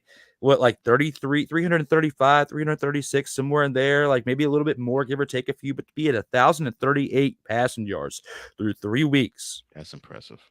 I feel bad for not giving you the dog of the week the previous 2 weeks, being at this pace. But I didn't forget about you now, Vernon. I'm giving you the stage right here, right now with my dog of the week pick because you deserve it. And that's why I'm picking you as my dog of the week. Oh, most certainly he deserves it. No question about that. And the only reason why I didn't pick him, other than had you give him the proper spotlight, is I really believe in the Roughriders, and I think they have the formula.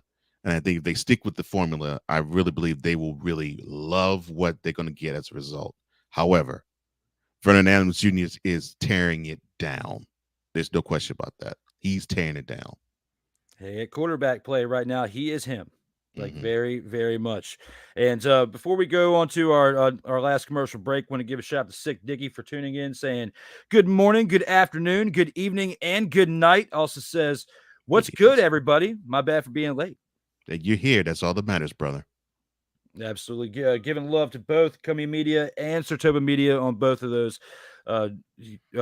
channels, commenting on both of theirs. So we appreciate you, Sick, for helping us both out here in these streams. Melvin jumps back in and says Jared Goff will regress this year. It's what he does. Takes the money and runs away from production.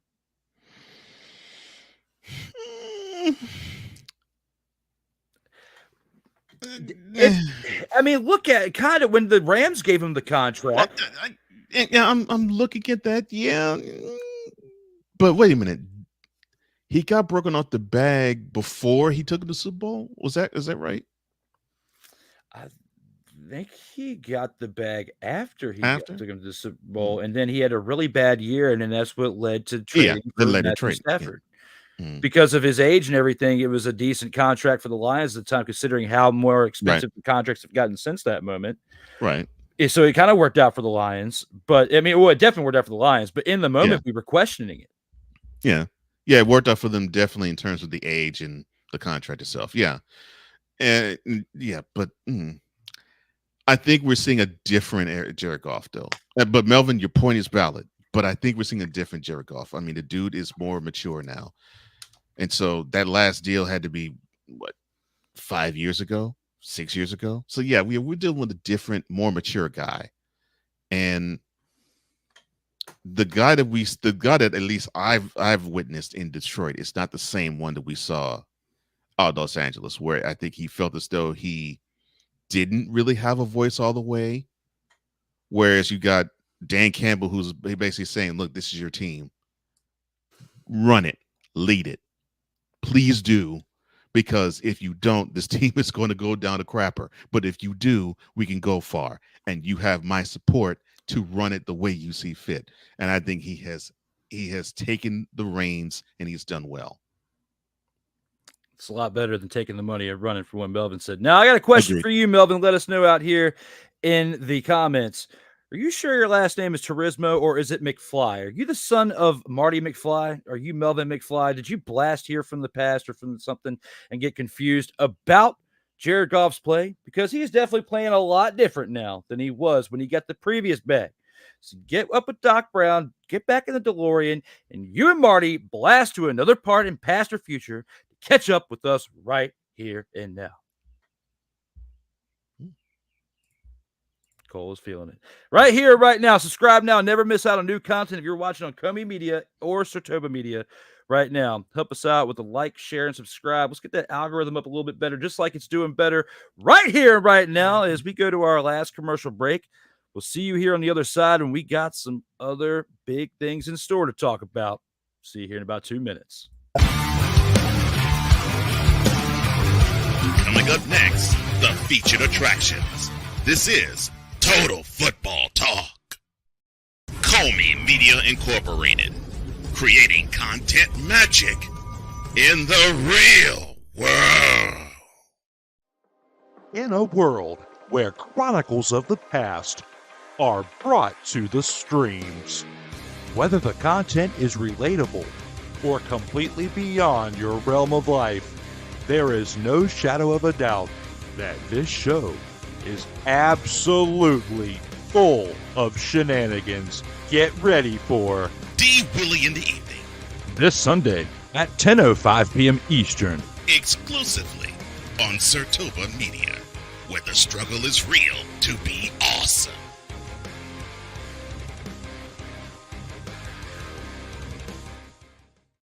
Hey, ladies and gentlemen.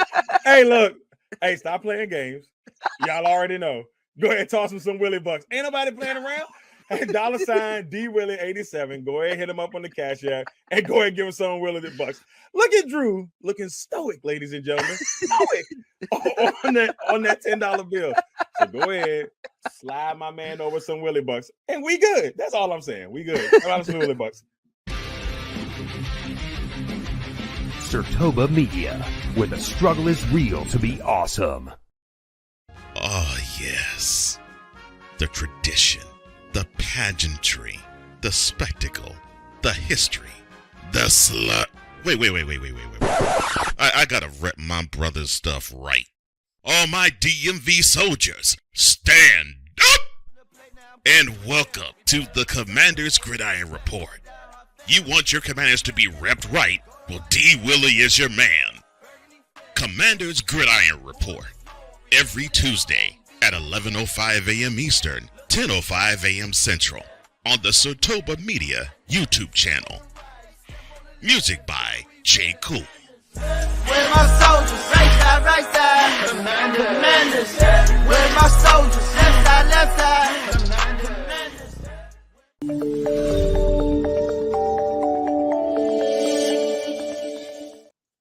Welcome back to Total Football Talk, your source for hard-hitting gridiron action. We are back for episode 43. We've gone through a bunch of topics already, and we got some more things at store to talk about this week. You saw in that commercial break, talking about D Willy in the evening. The season 2 finale was actually last night. You can go back and check it out. The reason why I grew out my hair had a lot of great clips in there from personal experiences, nothing sports related, but me out here in these streets doing some funny things, having some experiences, me, myself, being myself, and doing something for a great cause. We're going to go back and check that out. Also, tonight, you can see the 4-year anniversary special edition with Rob Johnson and myself, episode 112 of the In or Out Sports Debate. And even though I'm going to announce this breaking news on there tonight, I do have some breaking news to talk about. Our brothers here for a second there, Cole.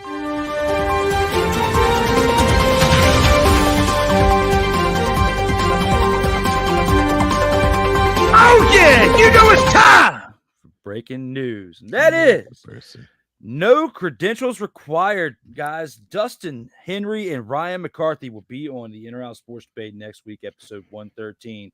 On July 1st, Co was just on last week. And next week, we got no credentials required. Yeah, well, thank you for the invite again. Look, I've had the privilege of sharing TV time, screen time with Ryan and Dustin. You will not be disappointed. I definitely looking forward to it. I spent one episode with them on No Credentials Required a while back.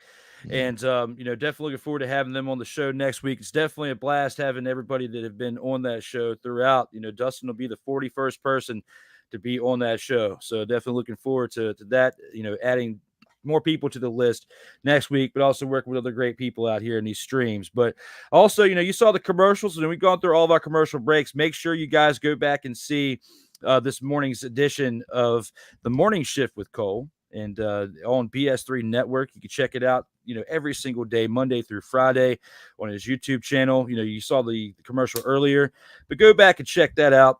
Definitely always has great fire topics. And at some point tonight, I'm going to have to get caught up on that as well here, because you guys know my schedule's a little off. But speaking of things that are off, when it comes to timing, let's take it to the featured attractions.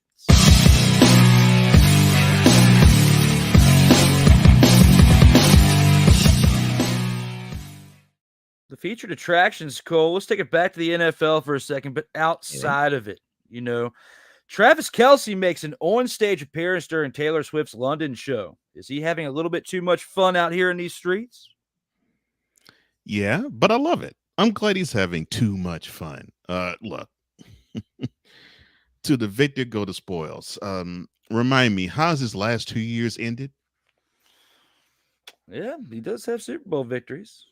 Yeah, I'm like, it's ended with a ring and a ring. I mean, he gets all the room necessary to enjoy the fruits of his labor. And so if he decides that he wants to date the biggest superstar in the world today in music, cool. And if he wants to be on stage with her and she allows it, even better. Look, I'm not going to be the type that's going to basically rain on his parade and say, how dare he? He should focus on more of this other stuff. Dude's 35. Dude has been thinking about the end of his career probably ever since he started good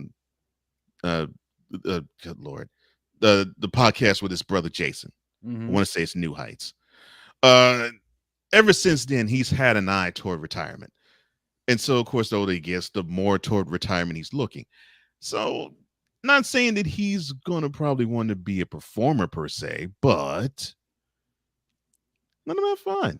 He's done his thing, and guaranteed he'll be back on the field. He'll do his thing.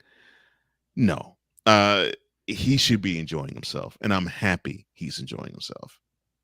Yeah, I agree with your sentiments there too. I mean, ever since they did New Heights and now Jason's retired, he's looking more forward to retirement and everything. I would say, the fact that football is as demanding as it is, from pretty much you get to August on all the way to the end of the season. If you're a team like the Chiefs that is very competitive and are in it till the end, you're going to be playing all the way till February. It's like 6 months of highly demanding time. Right. Even with your bye week, you still have demands during that time, because if you are a star that has to get some promotional things done, for some commercials or whatever, that's like the times that you do it, especially during the off season for one. But to get the last minute things done, you see a lot of people crushing some things during bye weeks. They're not necessarily getting a break, just getting a break from football during that week. So this guy has a very, very long, big schedule that he's had since playing in the league for the past, 13 years. So, yeah, like you said, he's looking forward to retirement. But if he's taking this time now to devote to his girlfriend that he apparently loves now, as much as they've been around each other for this time that they've been together for like a year now, okay, he's giving her as much of his time as he can. So that way, what goes around comes around during the football season. That's why you see all of her appearances at Arrowhead, Arrowhead Stadium, because she's getting the love during his off season. And technically, when it's like 30 degrees outside and she's not performing on stage because it's too cold, she can reciprocate the love right there by coming to be supportive of him and what he's doing, because his career in the game of football, as far as an on-field participant, is coming to an end within the next 1 to 3 years. Okay, if they win the Super Bowl this year, I wouldn't be surprised if he retires after a third straight Super Bowl. That's it.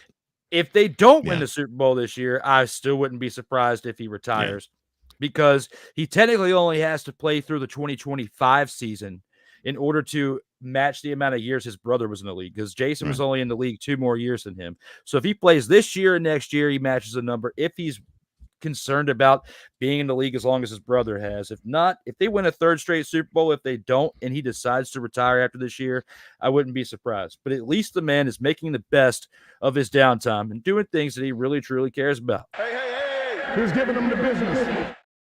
Next up on the featured attractions, we have many position players made an impact during the inaugural UFL season. When you think back on it, Cole, who are your top 5 players who can make an impact in the NFL for the 2024 season? That's a good question. That's a really good question. Look, I think I've been huge on AJ McCarron, just from the standpoint of he may not have had the numbers per se, but I love the fact that he had the impact on his team, and and they fell short, obviously. Didn't make it to the championship game, but basically his impact, I think, was great. I think of Jake Bates. The fact that the dude came upon the scene booting 60+ yard field goals. I mean, I just think that I think he's going to have a really good year. If a team decides to pick him up in the NFL this fall. I really believe that. I really do believe that. Let me see. It's another name that really stood out to me. I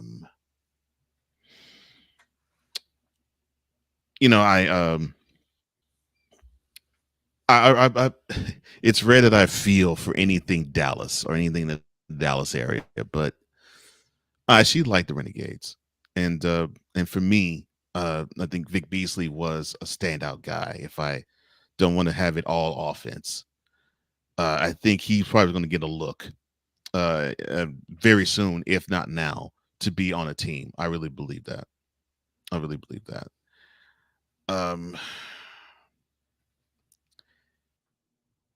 And then the name that I'm familiar with, a name that I think you're familiar with too, DJ Swearinger. I think he might get one last run in the NFL due to a really good season this year. And then I have to go with the guy that McCarron threw too often, Hakeem Butler.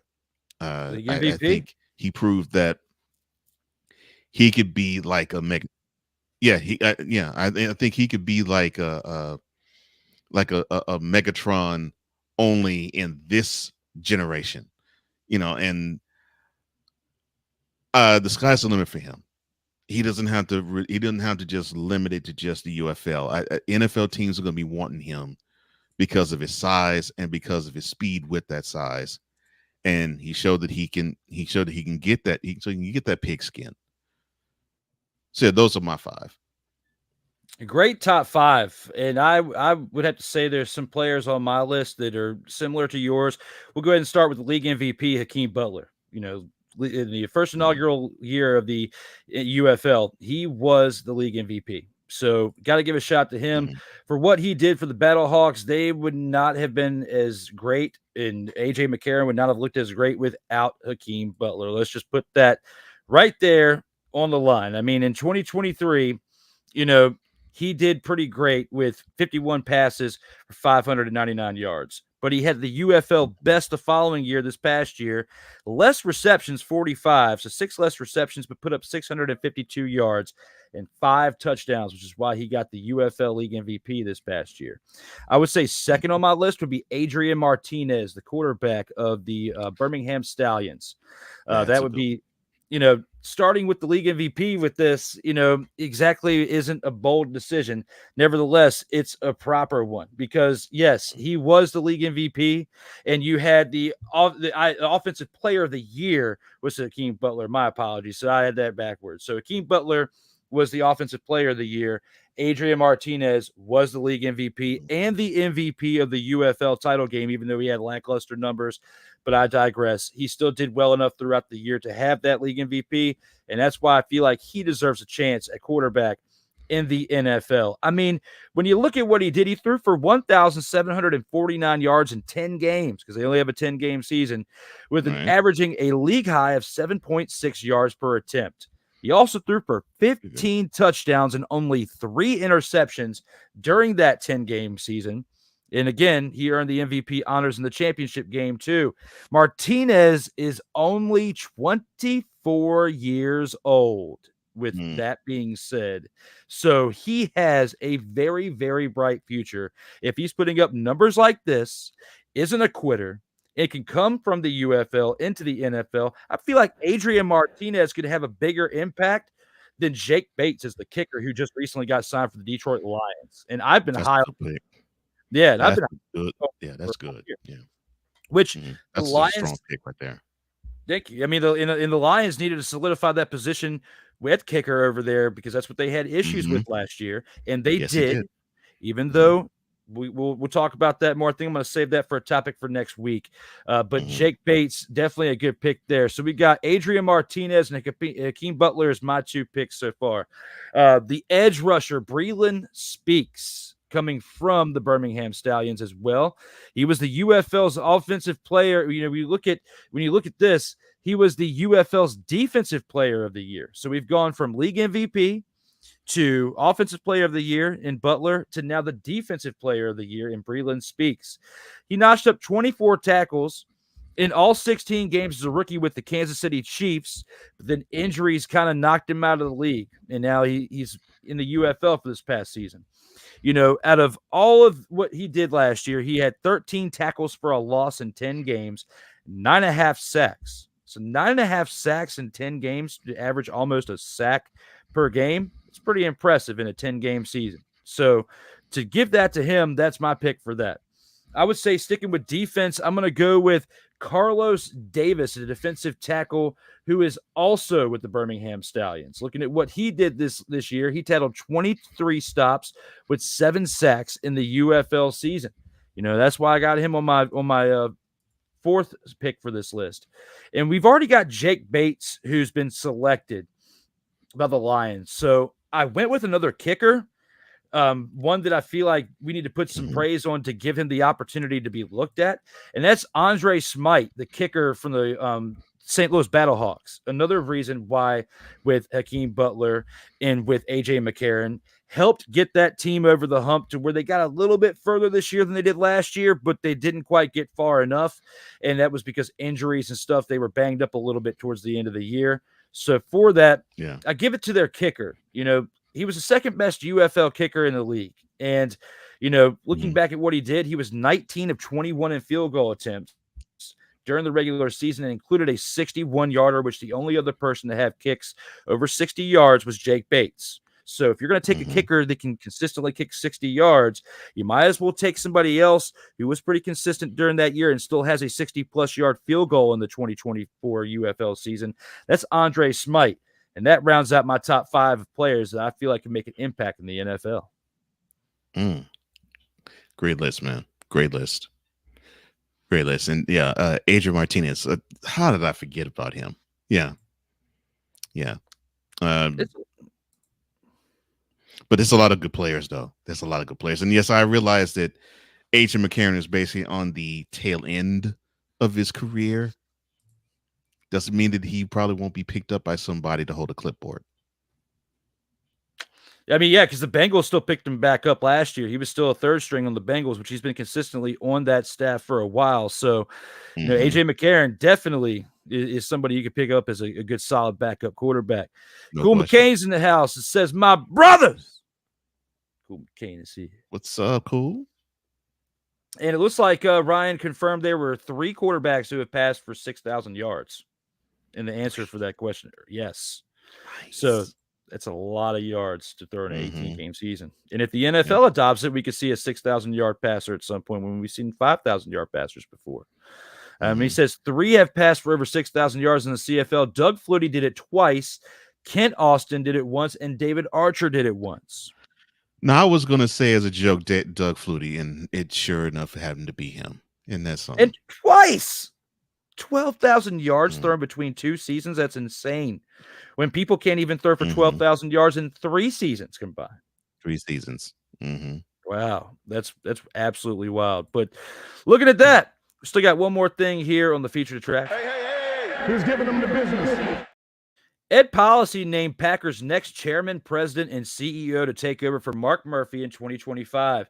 Will this move be beneficial to the organization or another setback to add to the decades-long dismal team results? Okay. Dismal in terms of Super Bowl rings, which they only have 2 in the last 30. Yeah. Unfortunately, I know that's not how the Packers think. They think along the lines of, as long as we're competitive this particular year, we're good. Now, will they want to advance past that? Of course, but I think they just focus on year to year. And I don't think it'll be beneficial, and I don't think it'll be another setback. I just think it's just, how can I put it? Hey, teacher, leave those kids alone. Dun, dun, dun, dun, dun, dun. All in all, it's just another brick in the wall. And that's how I view it. We don't need no education. I'm sorry, my bad. It's just another brick in the Packers' wall. I think that they'll be fine. They'll go on. It'll be business as usual. They got their quarterback of the future in Jordan Love. They have a young team, and they'll probably be heartbroken for the next couple of years before they really could be contenders for an NFC title. Yeah, I mean they're where they want to be. I think with Jordan Love and all that, you bring some great points to this, and I have to agree wholeheartedly with the sentiment. Couldn't have said it better. Not even going to tackle it because you nailed it right into the ground. Hey, who's giving them the business? With that being said, we got to take it to my favorite part of the week, the snowflake of the week.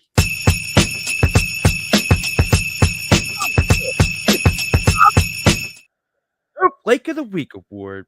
And with that being said, I got to hand the keys over to my man for his pick of the week. Oh my gosh, you're too excited for this. All right. Oh my goodness. Who shall I choose? Who shall I choose? You know, I could go with someone in the CFL, but I'm not going to. I'm probably going to go with this guy. So we were talking about the Chiefs a little earlier, and one of the key cogs of the Chiefs in Travis Kelce contributing to the team going back to back with getting rings. But let's be honest, we've seen some hiccups in the offseason. In the late winter, early spring, it was Rashee Rice, and now it is Isaiah Buggs. And for those who don't know, he's a defensive lineman for the team. Now, he may not be a name like a Chris Jones, which he's, to me, the best player on the Chiefs, regardless of position. Yes, better than even Patrick Mahomes. And I do love Patrick Mahomes, but Chris Jones is what makes that team's what makes the team go. Facts. It's how that team is run.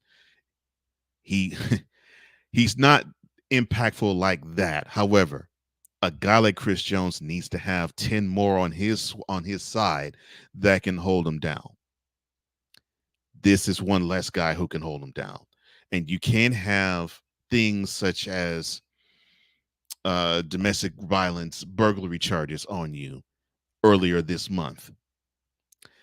You can't have that and have him be on the team, because it will make you think, oh, well, he could be heavy-handed with a woman, but as long as he contributes to a ring, it doesn't really matter. So yeah, kudos to the Chiefs for getting him off the team. But any guy, and I mean any guy, who thinks that he is a man because he can physically dominate a woman and hurt her to do so, that's not a man, that's a male. And you need to grow up, son. You need to grow up and grow up fast. That's not how you do things. All yours, sir. Well said. I mean, you definitely cannot be laying hands on females out here and expect to get anywhere. That's definitely not the way that you do things out here. And you really shouldn't be laying hands on people to begin with. Yeah. Unless you just challenge them to like a boxing match or something. Then if it's agreed upon, then it's different. The stipulations are different at that point. If you want to duke it out in a boxing ring, or if it's agreed upon. But no, domestic violence is nothing to to throw any type of praise on, but you threw a great amount of shade on it, and I appreciate you for taking the floor with that in this pick. Thank you, sir. You're welcome. Right here, right now, though, I'm going to switch it up a little bit. There's somebody else took a beating, but in a different way on the field this past weekend. Okay. Got to look at teams that absolutely suck. Okay. We got to look at certain players that absolutely suck. Okay. Right now, I have to look at one particular team that have sucked each and every week when it comes to the defensive side of the ball. And that is the Winnipeg Blue Bombers. That is my choice for the Snowflake of the Week. Because 3 consecutive weeks you have given up more points than what you have scored. 3 consecutive weeks you have showed up without a sack, without a turnover, without any type of positive action on that side of the ball. You need to do your job. You need to stop the other team in their positive production because they're going positive all over yourself. I wanted to say something else, but I watched myself. All right.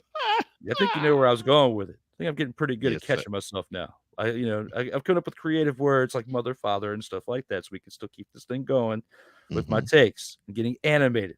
But right here and right now, when I look at the Winnipeg Blue Bombers and thinking that they have a chance to turn it around with 15 games left the season. No, they suck. They absolutely suck. And you haven't given me any type of hope to think otherwise. Play in a cool city named Winnipeg. Okay? Chris Jericho, professional wrestlers from that area. Okay? Shout out to him because he's still going strong. Right now in AEW, still wrestling. That's another conversation for another day. But he is a fan of the Winnipeg Blue Bombers. And you are not helping out his fanhood and his inspiration for wrestling and music creativity when you go out there and you suck on defense and you're 0-3 and you have nothing to look forward to in week 4. Because when I look at week 4, I'm going to break that down quickly here in a second. But their opponent is someone that's coming off a bye and is well rested and doesn't have more losses than wins. Okay. We're going to talk about that in a second. But overall, that is why I feel like the Winnipeg Blue Bombers should be on this list for Snowflake of the Week. And it's because of their defensive production.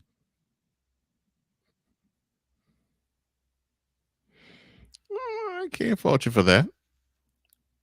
I can't fault you for that at all. But I'm glad I got a second take of it. That's great. That's great. You gave us an LA Knight version earlier, and now you gave us a Snowflake of the Week version. I feel satiated. This is awesome. Because it must mean that they just simply take a whole heaping pile of juicy, sweet fat.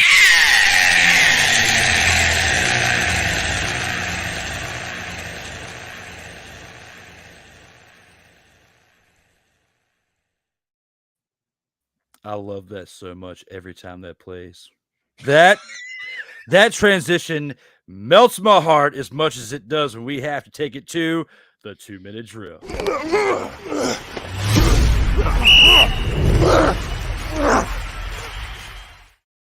And here with the 2-minute drill, we got to look at CFL Week 4. The Week 4 bye goes to the Saskatchewan Roughriders. The last time I get a chance to say that on this episode, but they are 3-0 and deservingly deserve a break after playing well the first 3 weeks. And the first game we have is on Thursday, this Thursday the 27th, as the 0-3 Edmonton Elks take on the BC Lions in British Columbia, who are 2-1. It's a late game, though, on this Thursday. It's 10 o'clock p.m. Eastern time on TSN. Cole, what are your thoughts going into this game? Will we see an 0-4 Elkamos team, or will they have enough to knock the Lions to 2-2? But it'll be 7 when they start in Vancouver. The Elks, it's been a pretty much it's almost been like Brandy. Everybody knows, almost doesn't count. I mean, that's just the feel of the team. And it's unfortunate And I think we're going to get another almost doesn't count here. I like the Lions in this one. They're at home, and they're cooking where it matters the most at the QB position. I can't see the Elks. I can see the Elks giving them a game. I just can't see them pulling it out. I agree. I think the Elks did play very well. There's the best production that we've seen out of them through the first 3 weeks. Don't think it's going to be enough to take down a hot BC Lions team with the quarterback that we mentioned earlier, Vernon Adams Jr., who is leading the league in production. Got to give a shot to him. Got to give a shot to that team. I think the Lions take down the Elks, make them 0-4. Who's giving them the business? Now, looking at our next game right here, you got to look at the fact that we've got a team a team right here as far as the Montreal Alouettes, who, again, are at the top of the league with the Roughriders as far as how great they've been playing this year. They're 3-0. And coming into this Friday night's game, they travel to Toronto to take on the Argonauts, who are 2-1. Argonauts a similar team to the Lions, but the Alouettes a little bit better, in my opinion. What are your thoughts when it comes to this one, Cole? Kickoffs at 7:30 p.m. on Friday. Ooh, I really want to go with Argonauts on this. I really do. I'm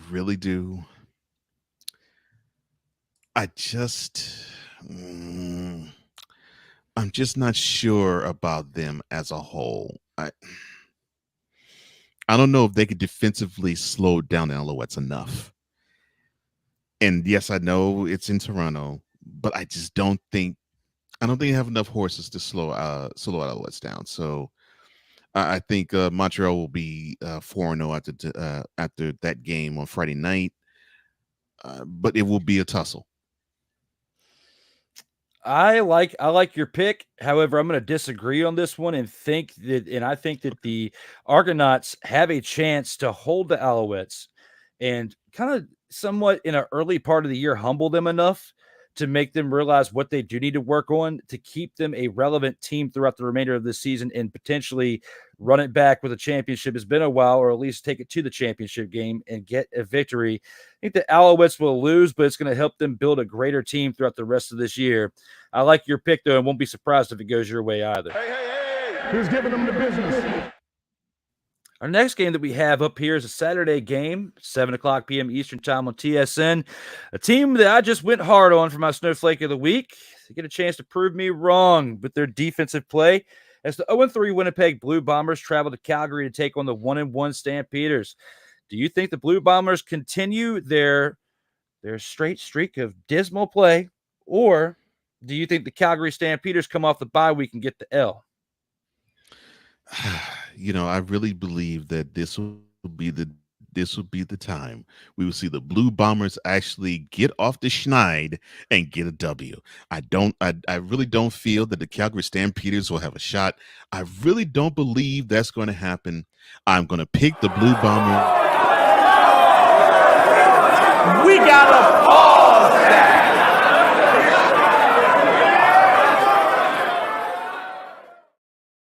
And if you believe I'm picking the Blue Bombers, That was a lie.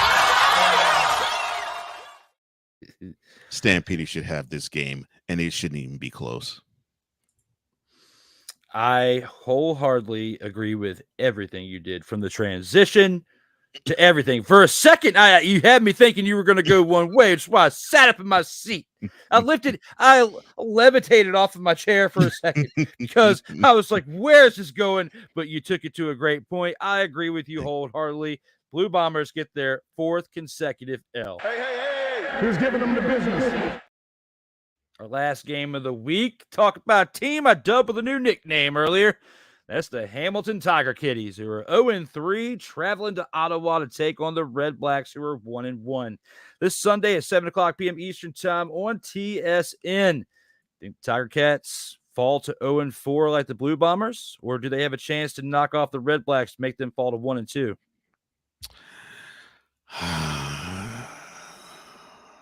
I know this game's in Ottawa. I actually think the Tiger Cats might stand a shot. I think they have a shot of beating them. The Redblacks didn't impress me. Now, the Tigers didn't impress me either. But if there's going to be a game that the Tiger Cats could actually get healthy and eat, as they say, out on these streets, this would be the game. And yeah, why not? I'm going to go with the Tiger Cats in this one. I like where you went with that, but because I dubbed them the Kitties, I have to stay with this current flow. I'm going to say that they take a big fat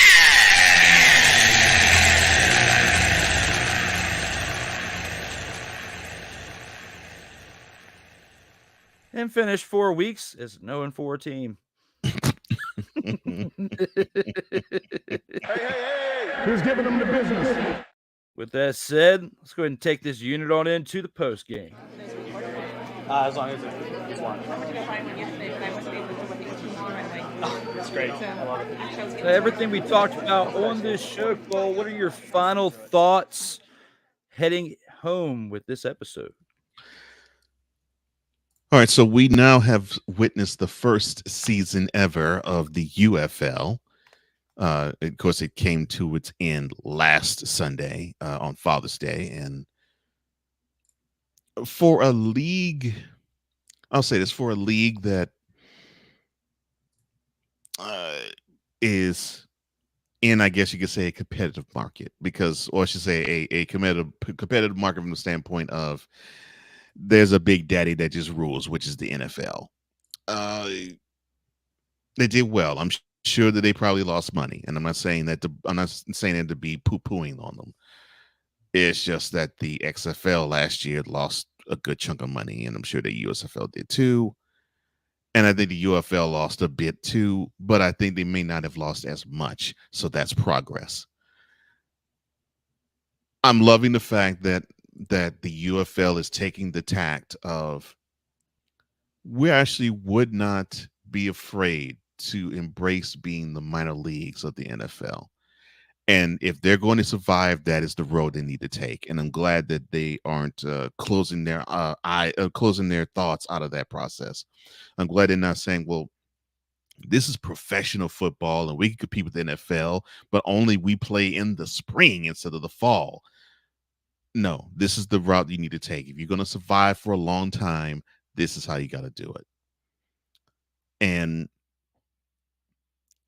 it's about a month away from training camp. We're about a little less than 2 months away from the season beginning in earnest. And I'm already feeling hype. I mean, Labor Day can't come fast enough. And we haven't even gotten to Independence Day yet.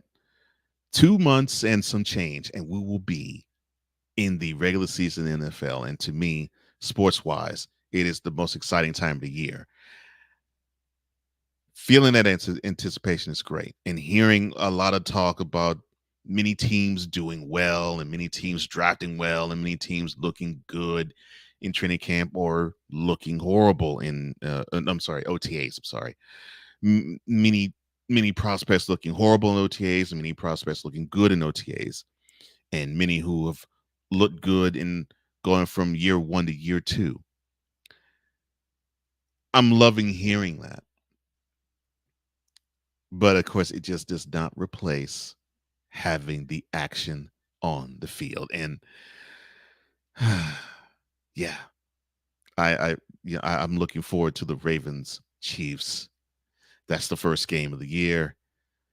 And then the game war in Brazil. The Eagles and the Packers. Both teams that wear green, and the NFL had to understand that teams can't wear green because of game colors, but I digress. Of all the things that could take me away from enjoying the NFL, they still have the corner market corner for me. The NBA, not bad, but they're great at the end. NHL, decent Stanley Cup playoffs. Now they have a Game 7 tonight for it all. The Major League Baseball season, the Yankees are doing well. That means baseball's good. But I don't believe it because I'm about to throw up. just with that thought process. However, I understand where the bread's buttered.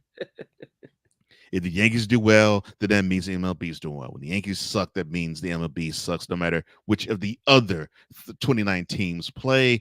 But we're not talking about baseball. All of that is wonderful. But the NFL is king, and I'm so glad that we're almost rounding third and coming home to another regular season. And just hearing Travis Kelce's name has gotten my mouth watered. I'm enjoying the other action, but come on, NFL. I'm ready for you. 2 months plus and counting, and I'm looking forward to it all. Very, very well said. I don't know if I can give as great of a take on that final post game like you did or not. That was definitely very, very well said, especially getting hyped about the NFL season, breaking down the UFL for a second, going round and round with a very, very great take there, Cole. And with my part, you're welcome. My part, I'm going to go with something a little different. I'm going to take it back to CFL, as there was news that came out over the weekend that the CFL fined 4 kickers for complaining about the chips in footballs. This is something that they had brought out recently to basically get more analytics and statistics on the game. And it looks like they've adopted something that the NFL has adopted or has been using for a while. And the NFL has made it very clear, and now the CFL is adopting it, that if you get verbally out of line, they're going to hit you in the wallet. And with this, the league fined 4 kickers for daring to complain publicly about the insertion of microchips in footballs. The CFL fined Sergio Castillo, Brett Lowther, Sean White, and Lewis Ward this past Friday. Castillo complained after Winnipeg's season opener against Montreal. Castillo missed 2 of 3 field goals and an extra point in that game. "Quote unquote, I don't know where to aim," Castillo told reporters after the 27-12 loss. "Every time I'm out there, I'm literally praying with the rosary. I don't know where to aim." He also said the chips affect the trajectories of the kicks. The other 3 kickers supported Castillo on social media. The amounts of the fines were not disclosed. The CFL has since amended the rules to allow kickers to opt out of using the balls with chips in them. It's a stupid and heavy-handed tactic, and it makes the powers that be look like the bullies and the cowards simultaneously. When you think about all that in perspective, this is a report that just came out this past weekend. Microchips in footballs. People acting like snowflakes because, oh, if I kick it one way, it's only going to go one way because it's got a chip in it. Oh, well, sorry, Johnny, that there's going to chip in it, and it's going to make it hook a little to the left. There's a thing called practice. And if you practice enough with the chips in the football, you won't suck so bad when you go out there to play on the field out there. That's why Cole and I practice. We practiced for 42 episodes before we showed up today and gave you greatness. And I hope I didn't say grave because it was a quick moment for me. Kind of with the words for a second, but you knew exactly where I was coming from. The point is right here and right now. If you talk too much about the things that you don't like, they're going to get rid of you because you're going to be a cancer to the environment. And the point of that being is shut your mouth or you're going to get fined in a game of football. Because if you did the same thing in the professional world out here in business and you talk too much about the negative going on within the workspace, they're going to either suspend you, which is the same as a fine, or move you somewhere else, or just completely just say peace, adios. All right. That you're lucky to get fined than fired. So shut up about how the ball hooks to the left because it has a chip in it. But at least they gave you the option of not using the ball with the chip too, if you heard what I was saying. So make a choice and make a smart one. Ball with chip or no chip. Your excuse is going to be the same probably, or no, you're going to have no excuse if it's no chip and you still kick it to the left because you can't kick. And that is my point right here for the post game. Stop coming up with excuses. Stop being a narcissist. Just admit that you sucked when you missed 2 out of 3 field goals. In essence, boys and girls, what my brother Drew is saying to those kickers is following. You should know your role and shut your mouth. There it is. We made it rain on you. There it is. With that being said, guys, you can check out my man Cole Johnson on right here on Flow Code /page/host Cole Johnson. Check out his great content that he has 5 days a week out here in these streams. And if you want to get ready for some work, you can go to all these different links right here. I need to hurry up and finish this and get Cole to get Cole to update this for me with the Flow Code at some point. But right here now, I still haven't completed the transition. So, hey, there it is. Just put in a little work for me. If you love me, put in a little work. Click on those links, subscribe, like, share, and look at my man Cole here as well when it comes to Comey Media in the BS3 Morning Shift with Cole Johnson, which you can check out every Monday through Friday, 8 a.m. Eastern Time on BS3 Network in their Roku channel as well. So make sure you check them out. We've only got one more thing left to do, but before we get to that point, we need to hear the greatest outro from you before we get to it. Well, I appreciate that. Well, ladies and gentlemen, thank you for liking. Thank you for sharing. Thank you for subscribing. And thank you for hitting the notification bell so you can catch all content that comes from the Saratoga Media YouTube channel, like tonight with the In-Or-Out Sports Debate, celebrating its 4-year anniversary, or the Comey Media YouTube channel. And we're not celebrating any anniversaries, but you can catch the latest installment of Mentality that was released today. But you got wonderful things in which to sample on both channels. For Drew Willingham, I'm Cole Johnson, here to say in parting, as we always do, in life, just like a tackle, keep your head up. And always remember, you got to play until the whistle blows. And as always, stay safe out here in these streets. See ya.